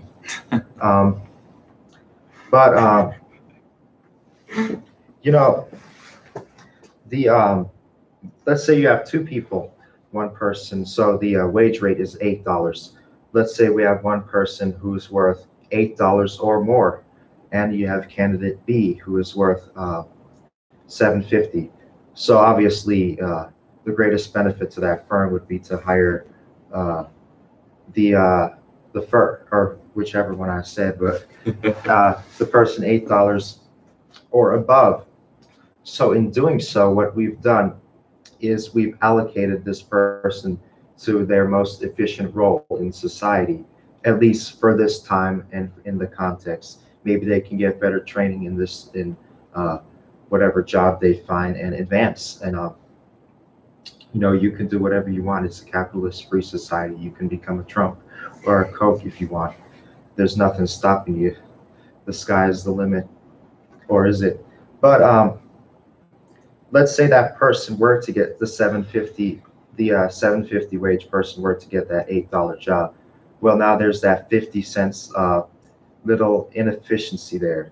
So in finding the best qualified person for the job, we're actually making the firm more efficient, and in turn, the consumers are getting the most efficient products. And the consumer is key. Businesses are very important as well, but I think we must consider the consumer first. So you can see that capitalism, the free market, has found the most efficient place for this person, and hence you add aggregate. Society will become most efficient when people find their best role, and obviously it will require corrections and there will be mistakes, but it's all trial and error, and it wouldn't work in a socialist sort of economy. Absolutely, I agree with pretty much everything you said. And I would also like to add that, yes, we should take care of the poor. Yes, we should actually care for other people and try to make their life as prosperous as possible. But nobody should force us to do so. If they need our help, they should ask nicely. And maybe if we are generous, we are going to provide the help for them. I think this is important. This is kind of like the Christian tradition, right? Help your neighbor. And I think helping your neighbor actually also creates wealth for you as the gifter. But again, it should be voluntary, because if the neighbor tries to steal your money, even if he wants to pay for his child's cancer treatment, he is stealing from you. And that is by definition wrong. It doesn't matter what he is stealing from you and for what reason he is stealing it from you. He is stealing it. And that's the wrong part. Got a couple people there. Would any of you like to join? No, I think we're turning in. Hey, hold on. Want to say thanks again for everyone watching the show. Keep turning into Max. He knows what he's talking about. Thanks for having me on, Max. See you soon. Yeah, just come back and say goodbye. Thank you, Max. Taxation is theft. Yes, I'm wearing a hat that says that. Where can the people find you? You can find me at freedomandeconomics.org right now. That's where the vast majority of my work's being published. Thank you. Give him a lot of your money. You can't find me unless you see me in person. So take care. Thank you very much. Thank you guys very much. I really enjoyed being on here. This is a really awesome show you have here. I really enjoyed all the feedback. Lots of awesome people listening, giving really valuable feedback. So it's really awesome. If you are interested, you can find me on the Conscious Resistance Network. Thank you. Yeah. Perfect. Thank you all guys for joining us. Yeah, thank you. And you know what? Are you still up for a little bit? Sure. Okay, yeah, but dude, I'm tired. We've done live streams till like 2:30 last night. I never get any sleep. Let's go. Exactly. Well, you know what? This is a special week. It's gonna be hard, but hell yeah, we're gonna stick through this, and we're gonna provide you the most amazing content as much as possible, because it's only 1 week. That's the sad thing about Mises University. It's not the entire year. We're gonna get post MisesU depression syndrome, as Bob Murphy would say. Exactly, because honestly, like we have talked a couple times before this interview, but it's just amazing because you can just walk up to a random person and ask them any question that you would like, and you get a really, really, really educated answer. And even if they are not educated on the subject, they make up their own decision on what they think about it and answer the topic out of their intuition. And that is amazing. And that's why it is so fun to talk to these people, although you don't know them, because, well, they are actually quite smart. But it's important to realize those are not like super intelligent aliens. They're just humans, and they're interested, and they like freedom. So that's basically it. So we talked already about pretty much a bunch of stuff. What else would you like to talk about? You know, why don't I talk about, I'm writing a paper with Dr. Walter Block. Come on, guys, look at this. 16, I'm a big baller already. But, you know, private property rights, what a great thing. You can apply it to so many things, and it it gets these practical solutions that beat anything in the mainstream. But what I'm exploring is private property rights in the internet and net neutrality. So I'm gonna talk about net neutrality in a minute, but before I do, I'm gonna talk about social media and Facebook just to set a little context of what I mean by private property rights. So you have places like Facebook, and before I get into this even, let me just say the right and the left have kind of inconsistencies. The right says, oh, Facebook can't kick people off the platform because it's a monopoly in the industry. Well, what is a monopoly? Well, we Austrians have a different definition than the mainstream definition, but that's a whole nother topic. And then the left, really, they defend Facebook. They come to its defense, but only as a means to attain their own ends, their social justice warrior safe space agenda. So, you know, in examining this, what I do is I compared Facebook and Twitter or whatever, choose your social media platform, to apartments or to dorms or any sort of rent-based monetary exchange for housing situations. Because what ends up happening, platforms and domains and websites I compare to the buildings, and the users of these domains and websites and platforms are the tenants. Now, obviously, they're not paying to get there in monetary terms, but what the exchange that's happening to let them live on that land is, metaphorically, is that they're complying with the terms of Facebook or Twitter or whatever. So if the terms are social justice warrior or you know, pro whatever, anti-free speech, well, they have the right in that sense that they're a private private property rights, as I call it. So, you know, if you think of it in those terms, saying vicious, supposedly hateful, I don't agree that it's right that they kick him off, but it's their choice. Saying those sort of things, you're violating the contract with Facebook, and hence it would be like getting an eviction. Or maybe they won't kick you off, they'll fine you, but in fining you, rather than doing so in monetary terms, they would maybe suspend your account for a short period of time, what have you. So really fucking interesting. I actually never thought about that way, and that is a great explanation for this whole problem and a nice illustrative way of realizing the problem. And maybe to expand on it a bit further, and like to get your input on that as well, is that of course you use this platform like Facebook and you do stuff with it, of course, right? You get your friends, you make your posts, and you know, you stay connected with people or whatever it is that you do on the website. And this you can kind of think of as the stuff that you put in the empty apartment. So Facebook is providing you an empty apartment and you fill it with a chair, a couch, a bed, a kitchen, and all that kind of stuff. And if Facebook would evict you out of that apartment, you have a right to take that stuff with you that you put in yourself.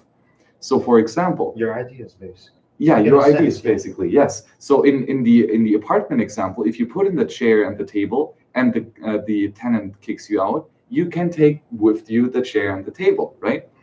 So with Facebook, if you put your posts and your pictures and all that stuff on Facebook, if Facebook starts kicking you off their platform, they actually have to make it possible for you to take with you the posts, the pictures, and all that stuff that you put on the platform in your apartment. What do you think about that? Oh, that's a great extension. We should work to co-author. You want to be the third co-author? Perfect. I'm up for that. Let me just briefly, I want to talk about net neutrality in this sort of regard as well. So we already established the premise that we have these apartments. The internet is this whole giant paradigm. Let's just compare it to the whole world or country or whatever, what have you. So Facebook, MySpace, is MySpace still around? Probably not. I don't know. I'm a little old school, so I don't do too much of that. But Twitter, YouTube, whatever. think of them like houses around the world or the country, whatever, the state, the city. And the internet is this intricate system of roads in my way of looking at it. So let's talk about net neutrality. Let's talk compared to private roads. We don't have private roads, but assume we had an economy where the roads were privatized and firms and business owners own the roads and manage the roads. And, you know, they collect their money in various different ways. That's all irrelevant, but it could be a pass, pay for a year-long pass, or it could be every time you get on this person's road, you have to pay a certain amount, whatever that it is, the means of collecting the money. That's not important. But why I make this comparison is, you know, they talk about making the internet free and taking control of government, taking control over the firms. Well, first off, anything that the government takes over, it just fucks up. So, but that's not even the point. The point I'm trying to make is a moral point, not an efficiency point. Why is it right that the government takes over the internet in such a way? I think of the internet, the ISPs, as the firm owners, the people who control and manage the roads. In taking that perspective, now we connect that with what I said earlier with Facebook and these domains and websites being apartments and locations. Think of them as, you know, your local Twitter or Starbucks or McDonald's or whatever. Think of them as just locations around in your city. And the internet access as basically these private roads managed by these private firms. So they obviously can set their premises, their rules. And so rather than having the government come in, why not have the free market come in the same way that you would for private roads? If you don't like using, let's suppose you had a Starbucks and there were two roads you could get there. Let's say you had one road which was made out of basic material. You could drive adequately, efficiently, but at a normal rate. And then let's say you have this really advanced road which somehow propels the car 100 miles an hour. You can get there much faster and more efficiently. And let's just assume, for the sake of simplicity, the cost difference between using the roads is so minuscule, no matter which one costs more, they would take the second faster road to Starbucks because they can get there a lot faster, get their coffee and get out. So in that, and taking that approach, we see comparing the roads to ISP, the person is choosing which road best suits his tastes and is more efficient to him. So think of the ISP in the same way. If you don't like this ISP, just switch to another ISP. If you think they're screwing you over by not giving you fair access to a certain website, well, that's a contractual agreement. If you think they're fraud, if it's fraudulent, you think they're breaking their terms, you can sue them. If you don't see it outlined in their terms, well, at that point, you can just contact them and settle that outside of the court. Settle that privately in peace, in a sort of peaceful, sound manner. But I think in comparing the internet, both websites and overall internet access from website to website, you know, again, private property rights does an amazing job of illustrating the benefits of taking the government out. Absolutely, and that's the beautiful thing with Austrian economics and with natural law principles, that it is built on a fundamental axiom, you know, don't hurt people, don't break private property. Humans act. We remove uneasiness over time. That is what we do. Those are fundamental axioms. And yes, they do apply to the stuff that Rothbard and Mises and Hayek wrote about, like, for example, gold, like, for example, the draft. But they also apply to the new phenomena that we occur today. For example, all the stuff in the internet, right? And all the stuff in Bitcoin, and all the stuff that we see with television and all that kind of stuff. Because it's a fundamental logical science, it does not need to be up to date, because it is the fundamentals, and we derive everything out of those. And so I like especially how you use the simple Austrian economic concepts and just illustrate them in another point with the same arguments, basically, because you can do it, because we don't need any new arguments. The arguments that we have are sound, they are good. And so you can say that the government is by definition an actor that is aggressive and violent, and because they only have one will and there is only one owner, the government, there cannot be free exchange, because the government cannot exchange something, it can only steal stuff. And that leads, therefore, that we do not have any prices on the market. Without prices on the market, the government cannot ration the goods and doesn't know where to allocate them to remove uneasiness to the maximum extent. And so if we see the same, if we apply the same logical construct, which we derived out of basic axioms, right? We didn't introduce any models, any assumptions or stuff other than those axioms, then we see that the same applies also to the internet.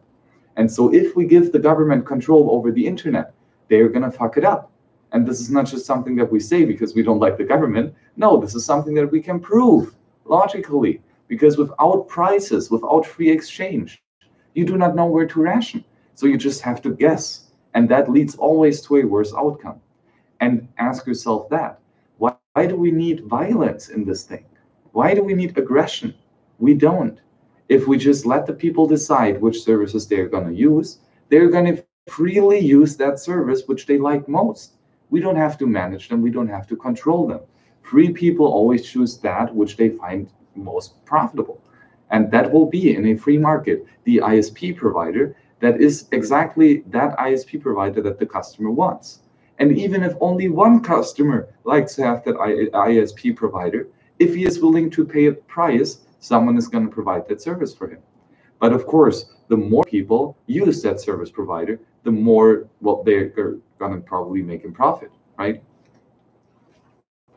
Got anything to add? Yeah, again, it just shows logically we can take these big axioms, and as long as our reasoning is right along these lines, we can deduce it, distill it, and come up with all sorts of creative ideas. And again, private property rights, along with many other great tenets of liberty, you got to at least try it and try applying it and see what you get out of it. And in most cases, you'll see that you get something really valuable out of it. Absolutely, yes. And we have a couple questions in the chat. Especially Matt Smith says, can a group of people start laying down a cable and have a decentralized line that everyone supports and owns? The more people that are a part of this network, the cheaper it is. No clue how to start that, though. And later, IBLB says, no one is going to supply a service to one fuck. I like you, IBLB. Well, perfect. Well, the thing is, absolutely, you can start your own internet. And you can start your own internet of your computer and your smartphone. That kind of maybe does count as an internet. It is a network, right, of several computers.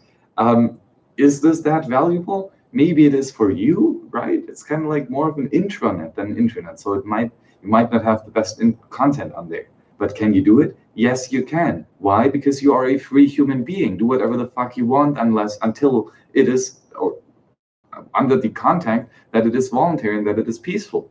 Do you hurt anyone with creating a internet of two devices? No, of course not. So do it. And will anybody do a service that will only satisfy one consumer? Yes, they will, but only if this one consumer is willing to pay the price that the provider is willing to accept, and where the provider of the service is actually going to make a profit. Because if the provider is going to make a profit, even if only one person is going to buy his service, he is profitable, so he will do it, right? And so that is the judgment of an entrepreneur, a person that acts under or that brings together the production and the production goods and the natural resources in an uncertain environment, in an uncertain future. He brings those together and sells it to the consumer. And for this action, he will be paid. And if he does a good job with that, he will make a profit. It does not matter if he's selling to 1 or 1 million persons.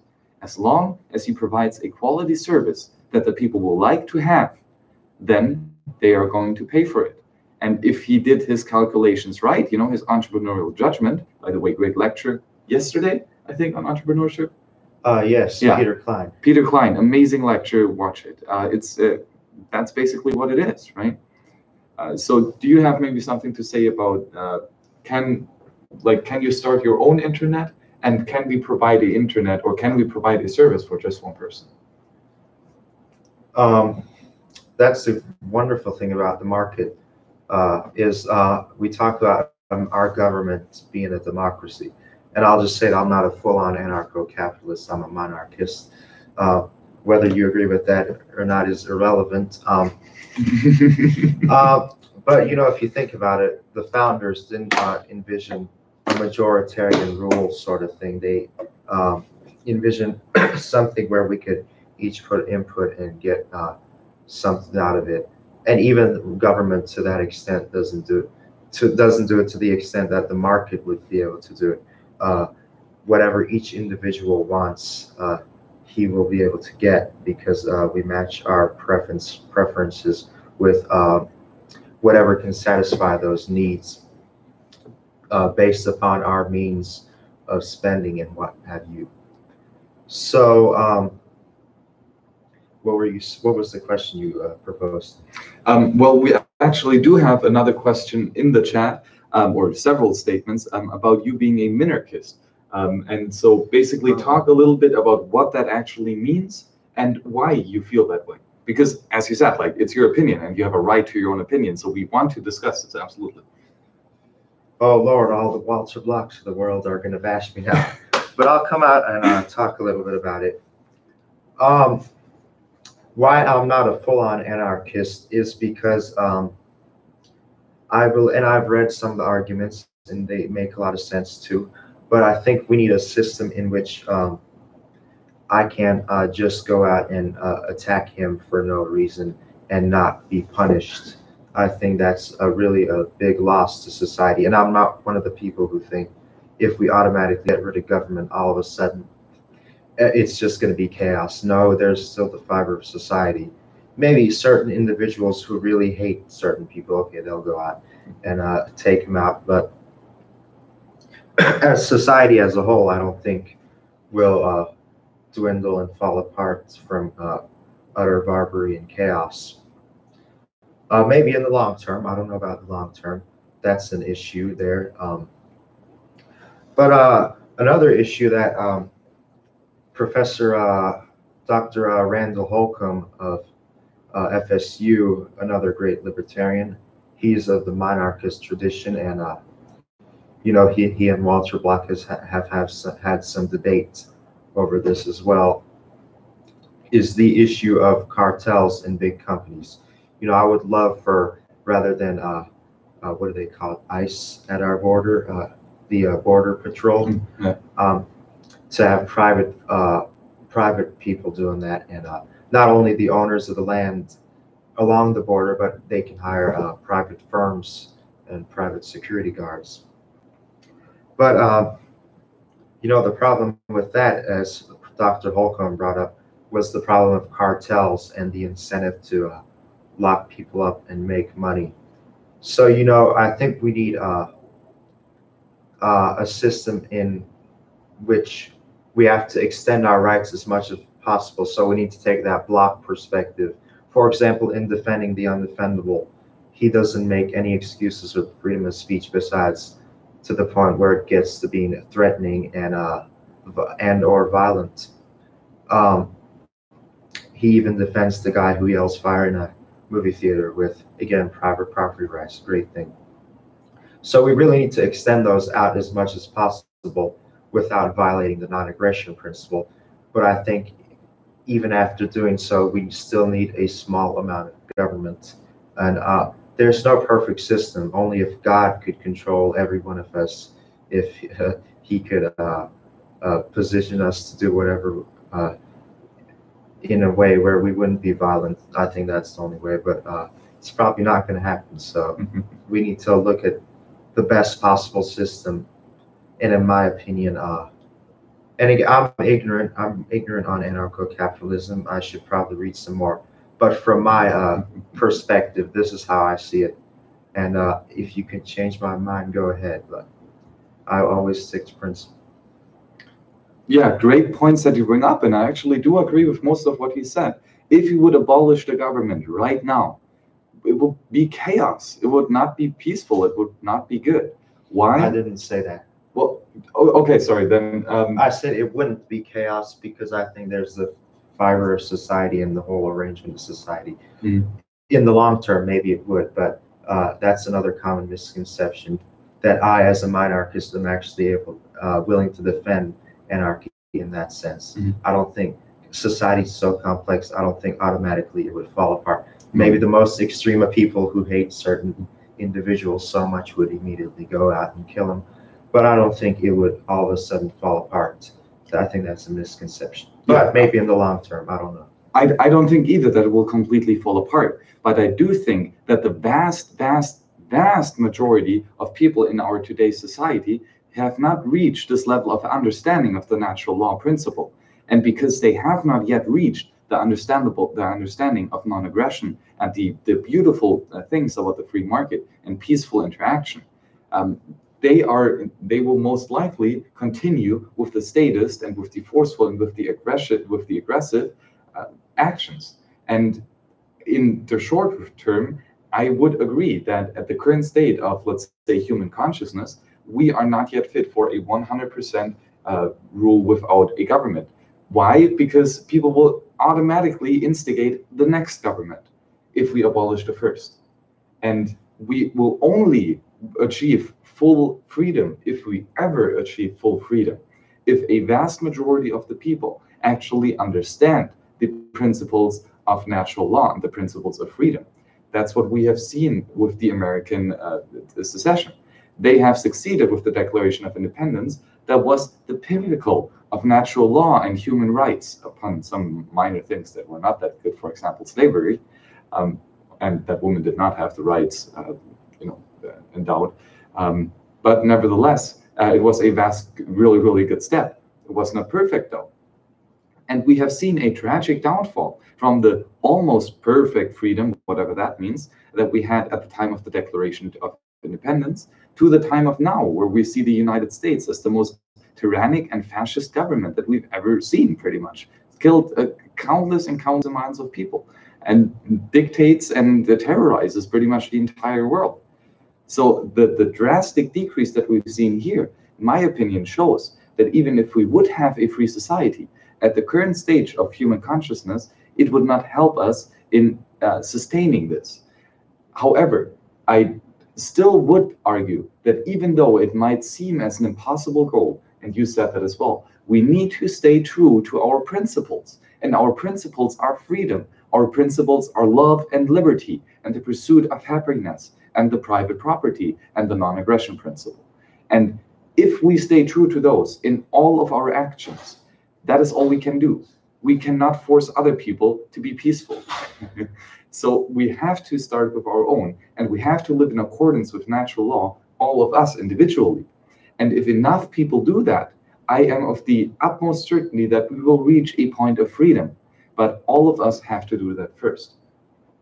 Could you explain in practice how I don't see how easy or practical that could be to convince all of society? You almost have to train them from the point of birth, because once they get to such a point, they're just impossible to, psychologically, it's practically impossible to convert them. Of course, as I said earlier in the stream, we need to take different approaches where we, personal character and political character are tied so closely together, a lot closer than one thinks. We need to tackle and look at those delicate areas. But could you explain how we would get a whole society to, or would we form our own small society? What should we do? Well, I mean, we have seen over the last 100 years, especially, but over the last centuries, that you can actually control humans and you can manipulate their education, both for good and for bad. Over the last 100 years, we've seen how it works when you do it really badly. I mean, look at Germany as the perfect example. Bismarck instated the socialist, communist Declaration of Germany, I think in 1904. Don't quote me on the date, but it was in the early 20th century. And well, basically the indoctrination was really, really strong to that. And if you go to Germany, especially if you go to a university and you talk to the people, they are full-blown statists. And I do not think that statism and that authoritarian rule and the drive to control others is that natural. I actually think that you have to be trained in order to leave it, because it is such a foreign concept to go out and kill people and to hurt people and to control people. You don't want to do that. So I would argue that we have the immense power of truth on our side, because, well, freedom is the truth. If you think that you have the right to kill people, you are wrong. You are just wrong. That is not even debatable, because the truth is that we are free human beings. Let me just say a little bit about red pilling, so to speak, taking control of people's minds and changing them. If you really want to truly take that anarcho-capitalist vision, we have to remain uncompromised. And I'd take anarchy if I could, if it were practical, a little bit more practical. But you know, you have to. Jesus, what was I going to say? You're putting me on the spot. That's what we do here at the World Crypto Network, and at Mises University as well. Oh yeah. But maybe if I then can pick up, there's a. Oh yeah. Here's what okay. Conservatism is really the new red pilling movement, so to speak. And of course, you know, it is important. Let's say if you have somebody like Milton Friedman, he's not a full-on Austrian. He's a Chicago school, but he's still got some great things about him. Compared to the mainstream, he's far better. So I still just not on monetary theory. Yes, not on monetary theory and a few other things, but for the most part, he's got a lot of good stuff. And you have to really, you know, we had a great talk from Tom Woods talking about gratitude, ingratitude. People attack Lew Rockwell, the great Lew Rockwell. You know, you'll never find another giant in liberty like him. So he's done so much with the founding of the Institute and sharing out, and the Institute giving out all these awesome resources free online, and free books at their own little free book section, great books too. Just utterly mind-challenging and red-pilling. In the same sense that we can't underplay their roles like Lew Rockwell, and we have to do we have to look at people like Friedman in the same way. They've done so much.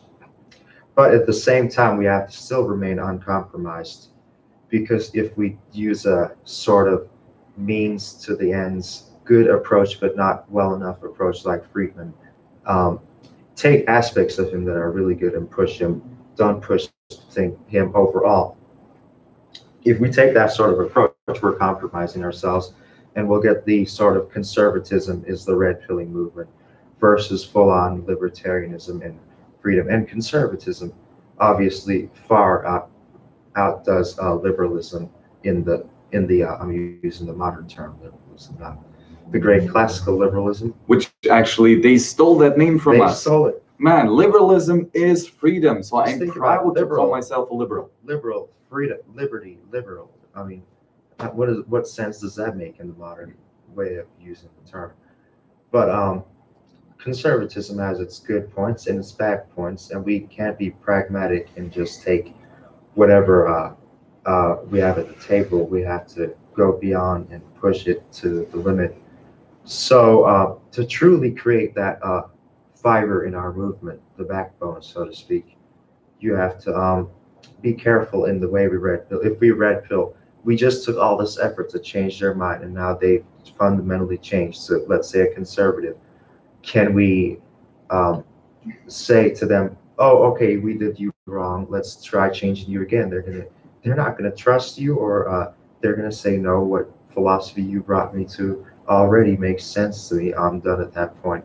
So we have to not only take a good approach psychologically, but we also have to mix in that uncompromised ideology with that in order to properly and truly red pill them. Absolutely, 100% I agree. I cannot give you wisdom. I cannot give you understanding. All I can give you is information. And you, with your internal process, with your internal mind, have to understand the information, if it is true, and then act upon that. And if you do act upon the understood information, then you will achieve wisdom. But you have to realize that this comes from within, both from the mind, the heart, and the gut. So this is on you. Nobody can do that for you.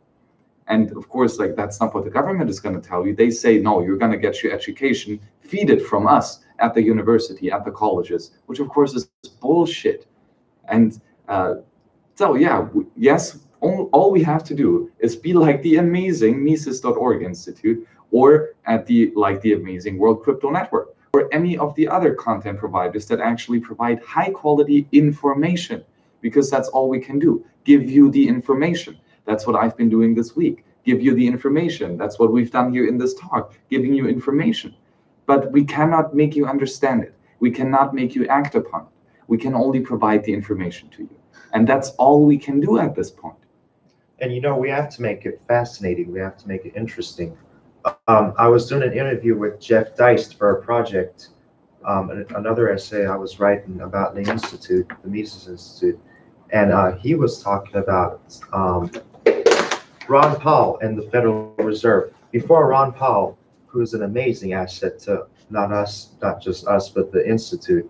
And the liberty movement and everyone. This small little organization, this guy, Ron Paul, with such a great public persona, he could easily sell out and make as much money. And he chooses to find this small little shitty, I don't mean shitty in that sense that it's got bad ideas, but in the sense that it's economically or ideologically nowhere. It's just in a small, isolated position. He's turned it from that tiny little organization to something huge, and now the organization is able to take flight and spread those resources. But I digressed a little there.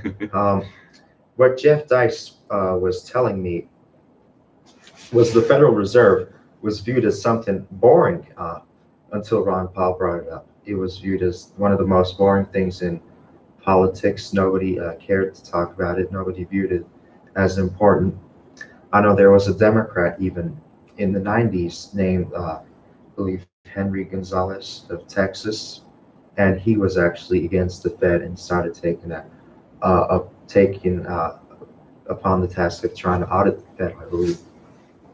Obviously, Ron Paul is the greatest asset in that, but he is the ultimate bridge between excellent academic foundations, which are necessary and must be put on first before we can convince the public. He bridges the public in those great academics. He has a great, maybe he didn't come up with such great ideas as like Rothbard, but that's not his task. His task is to take those ideas, distill them, simplify them, and give them to the public in a manner that's interesting, fascinating, makes sense logically. It just that instant red pilling brain exploding sort of moment there. So you have to take the right approach, again, as I said earlier, and really make it fascinating and seem just utterly logical. And then from there, we could maybe discuss more complex things.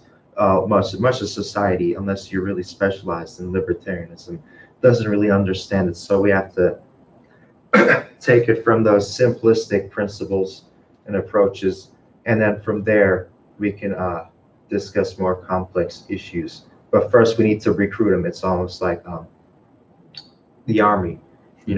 Before you get trained, you got to be recruited. So bring them in first, and then we can get to basic training and beyond. Absolutely, I agree with everything you said, and yeah, that's all we have to do. And it's a big task. We have a bunch of work ahead of us, but we're gonna make it. And because why? We stand in the truth, and we stand strong. And that's all that we can do, right? But maybe to finish up the libertarian debate, Oh, the clock is now. Oh, yeah. I was in Atlanta before, and I just realized that the clock on my laptop is still 1 hour ahead of us. So it's actually just 12 o'clock. Oh, or like midnight. I didn't even know that. That was 1 o'clock already. But maybe to finish up with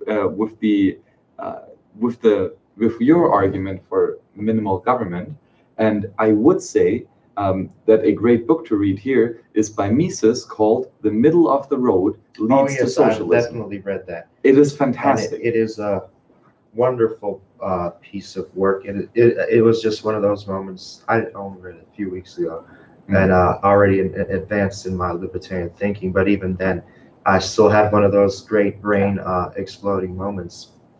Burst through your bubble. So, but my vision of small government would not be to put quotas on people and regulate capitalism at all. And obviously, yes, with a small army, and even an army to me isn't necessarily something I 100% support. I think we should all be armed. The Second Amendment is a valuable asset. But, we need something to enforce. We need a system where economic power does not equal political power. If you're a really rich person in an anarchist society, you can hire people to sort of try to take over areas and take over peoples. And in that sense, we're really going to end up with the same system of big government, just in a different way, maybe a monarch or whatever, what have you, dictator. But regardless of that, we need a system where, as you saw, political power or economic power equals political power.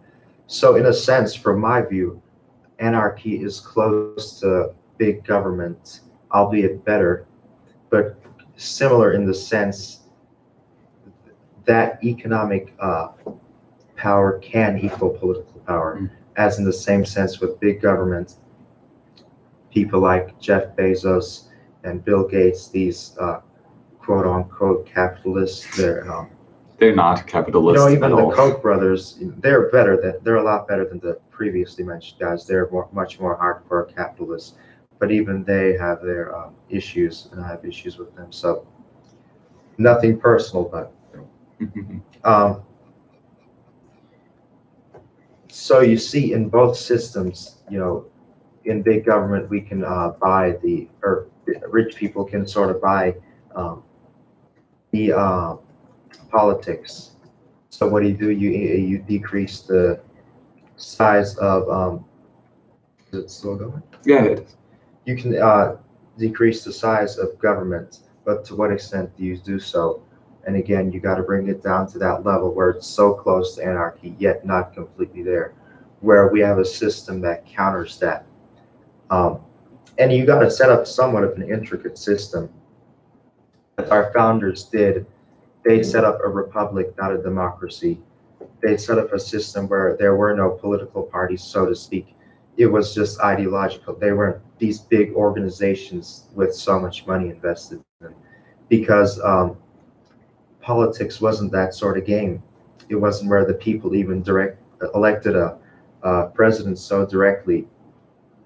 And if I'd advise you to read an excellent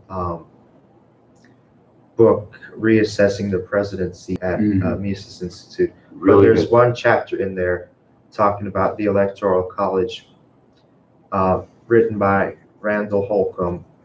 I think it's an absolutely excellent work, and he deserves so much credit for that, which he hasn't been getting. But it's an absolutely wonderful chapter, and it was just one of those red-pilling, mind-blowing moments.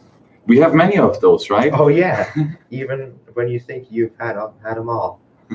But what he does is he says that presidents were not elected in the sense that they were being advertised as these candidates. Rather, it would be the system where nobody would get the majority, and the Congress would end up deciding.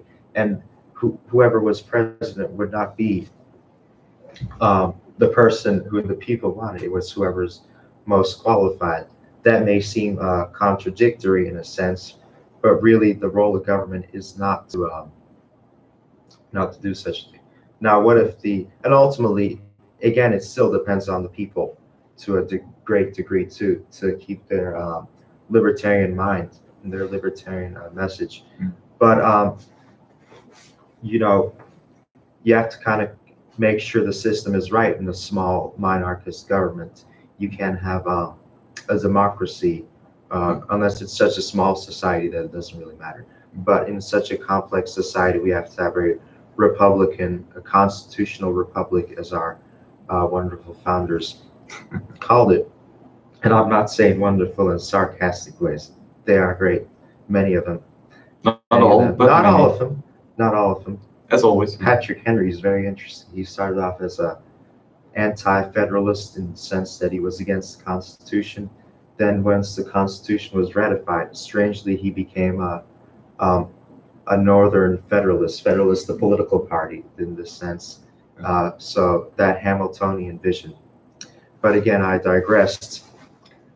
So we need to follow that Republican form of government. We need a sort of system where we have a police force that's not brutal, that can take care of such issues, and we need to have an armed, polite society, so to speak. Maybe a small army, maybe not. That can be debated, but it's like finding that exact sweet spot on the scale from zero government to to full-on dictatorship. It's so close to anarchy, yet it's not exactly there. You can't go all the way to the end, but you got to get very close. That's my take. Yeah, again, great points that you bring up. And I would add another example for a, kind of minimal government society, which we had in Italy, in Florence, Italy, with the small separate city-states.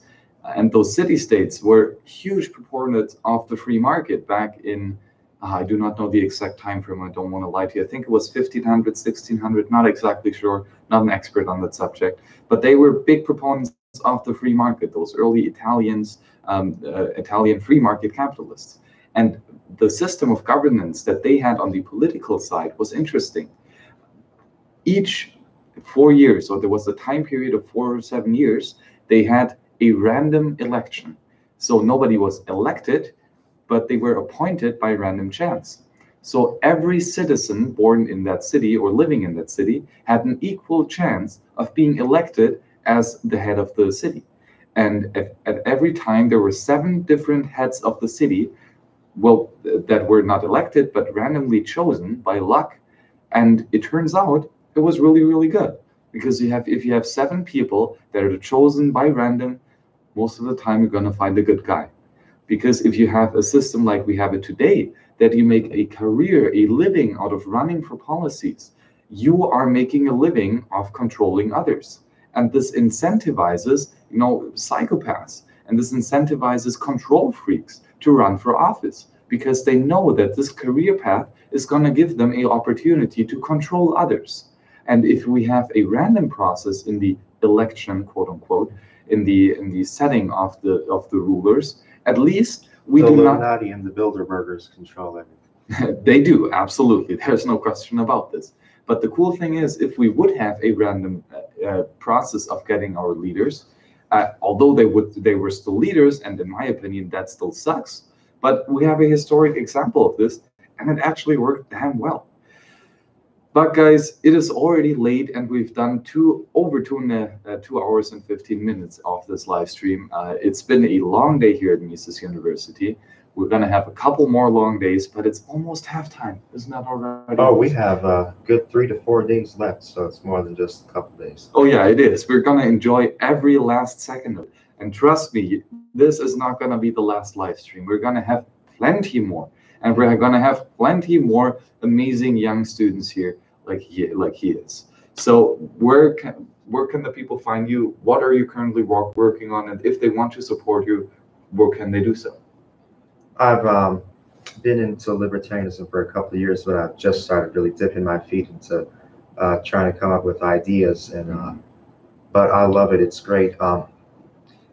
If you want me to send you some copies of some papers I've written on a few topics, one of them is about free speech and private property rights, and that's where I talk about the net neutrality and the social media and safe spaces and whatnot. And I've written another essay on the history of the Mises Institute, but I'm still working on that for a school project, so I'm not sure how easy I can just give that out to everybody. But you can shoot me an email at all lowercase sulker8 at gmail.com. SULKER8 @gmail.com. It's in the live chat and it will be in the description. Cool.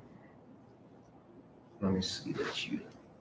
Yep, that's perfect. So if you are interested in that, please send me an email, and I'll get together with this guy and maybe we can work on that together.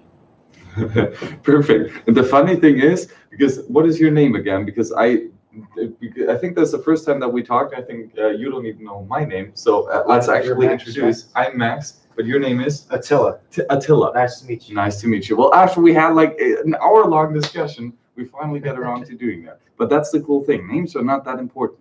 Ideas are what we're interested in. And you have absolutely amazing ideas. And it's crazy that at age 16, still being in high school, you are already so fucking educated. It's incredible. I mean, come on. How did the government schools educate me this much? Guess what? They didn't. Yeah. But isn't this amazing? I mean, it's not hard. It's not difficult. Austrian economics is really, it's intuitive. You got to have interest. That drives everything. If you're fascinated, you will, whatever the topic is, whether it be economics, medicine, whatever you want to do, if you're fascinated, that gives you drive, and you can't stop mastering the material and then coming up with more ideas. I couldn't have said it any better. And for me, this is the case with Bitcoin and with Austrian economics and with libertarian philosophy. I love it. I love talking about it, and you can't shut me up talking about it. That's why I'm doing this show right now. And you have some skill like that as well. You have some passion like that as well. And you have to find that passion and then working on this passion and increasing it and giving it to others. It's going to be so fulfilling. And we need to have debates like this, competition of ideas, it's not just in physical goods and such, it's competition in ideas within our movement. That's where we'll get to the most efficient conclusions. Absolutely. That's exactly how it works. Okay, guys, thank you very much for joining us in this 2-hour, 20-minute long show now. It's been a pleasure doing it for you. I had so much fun. You can only imagine all the other conversation are at Mises University. It's incredible.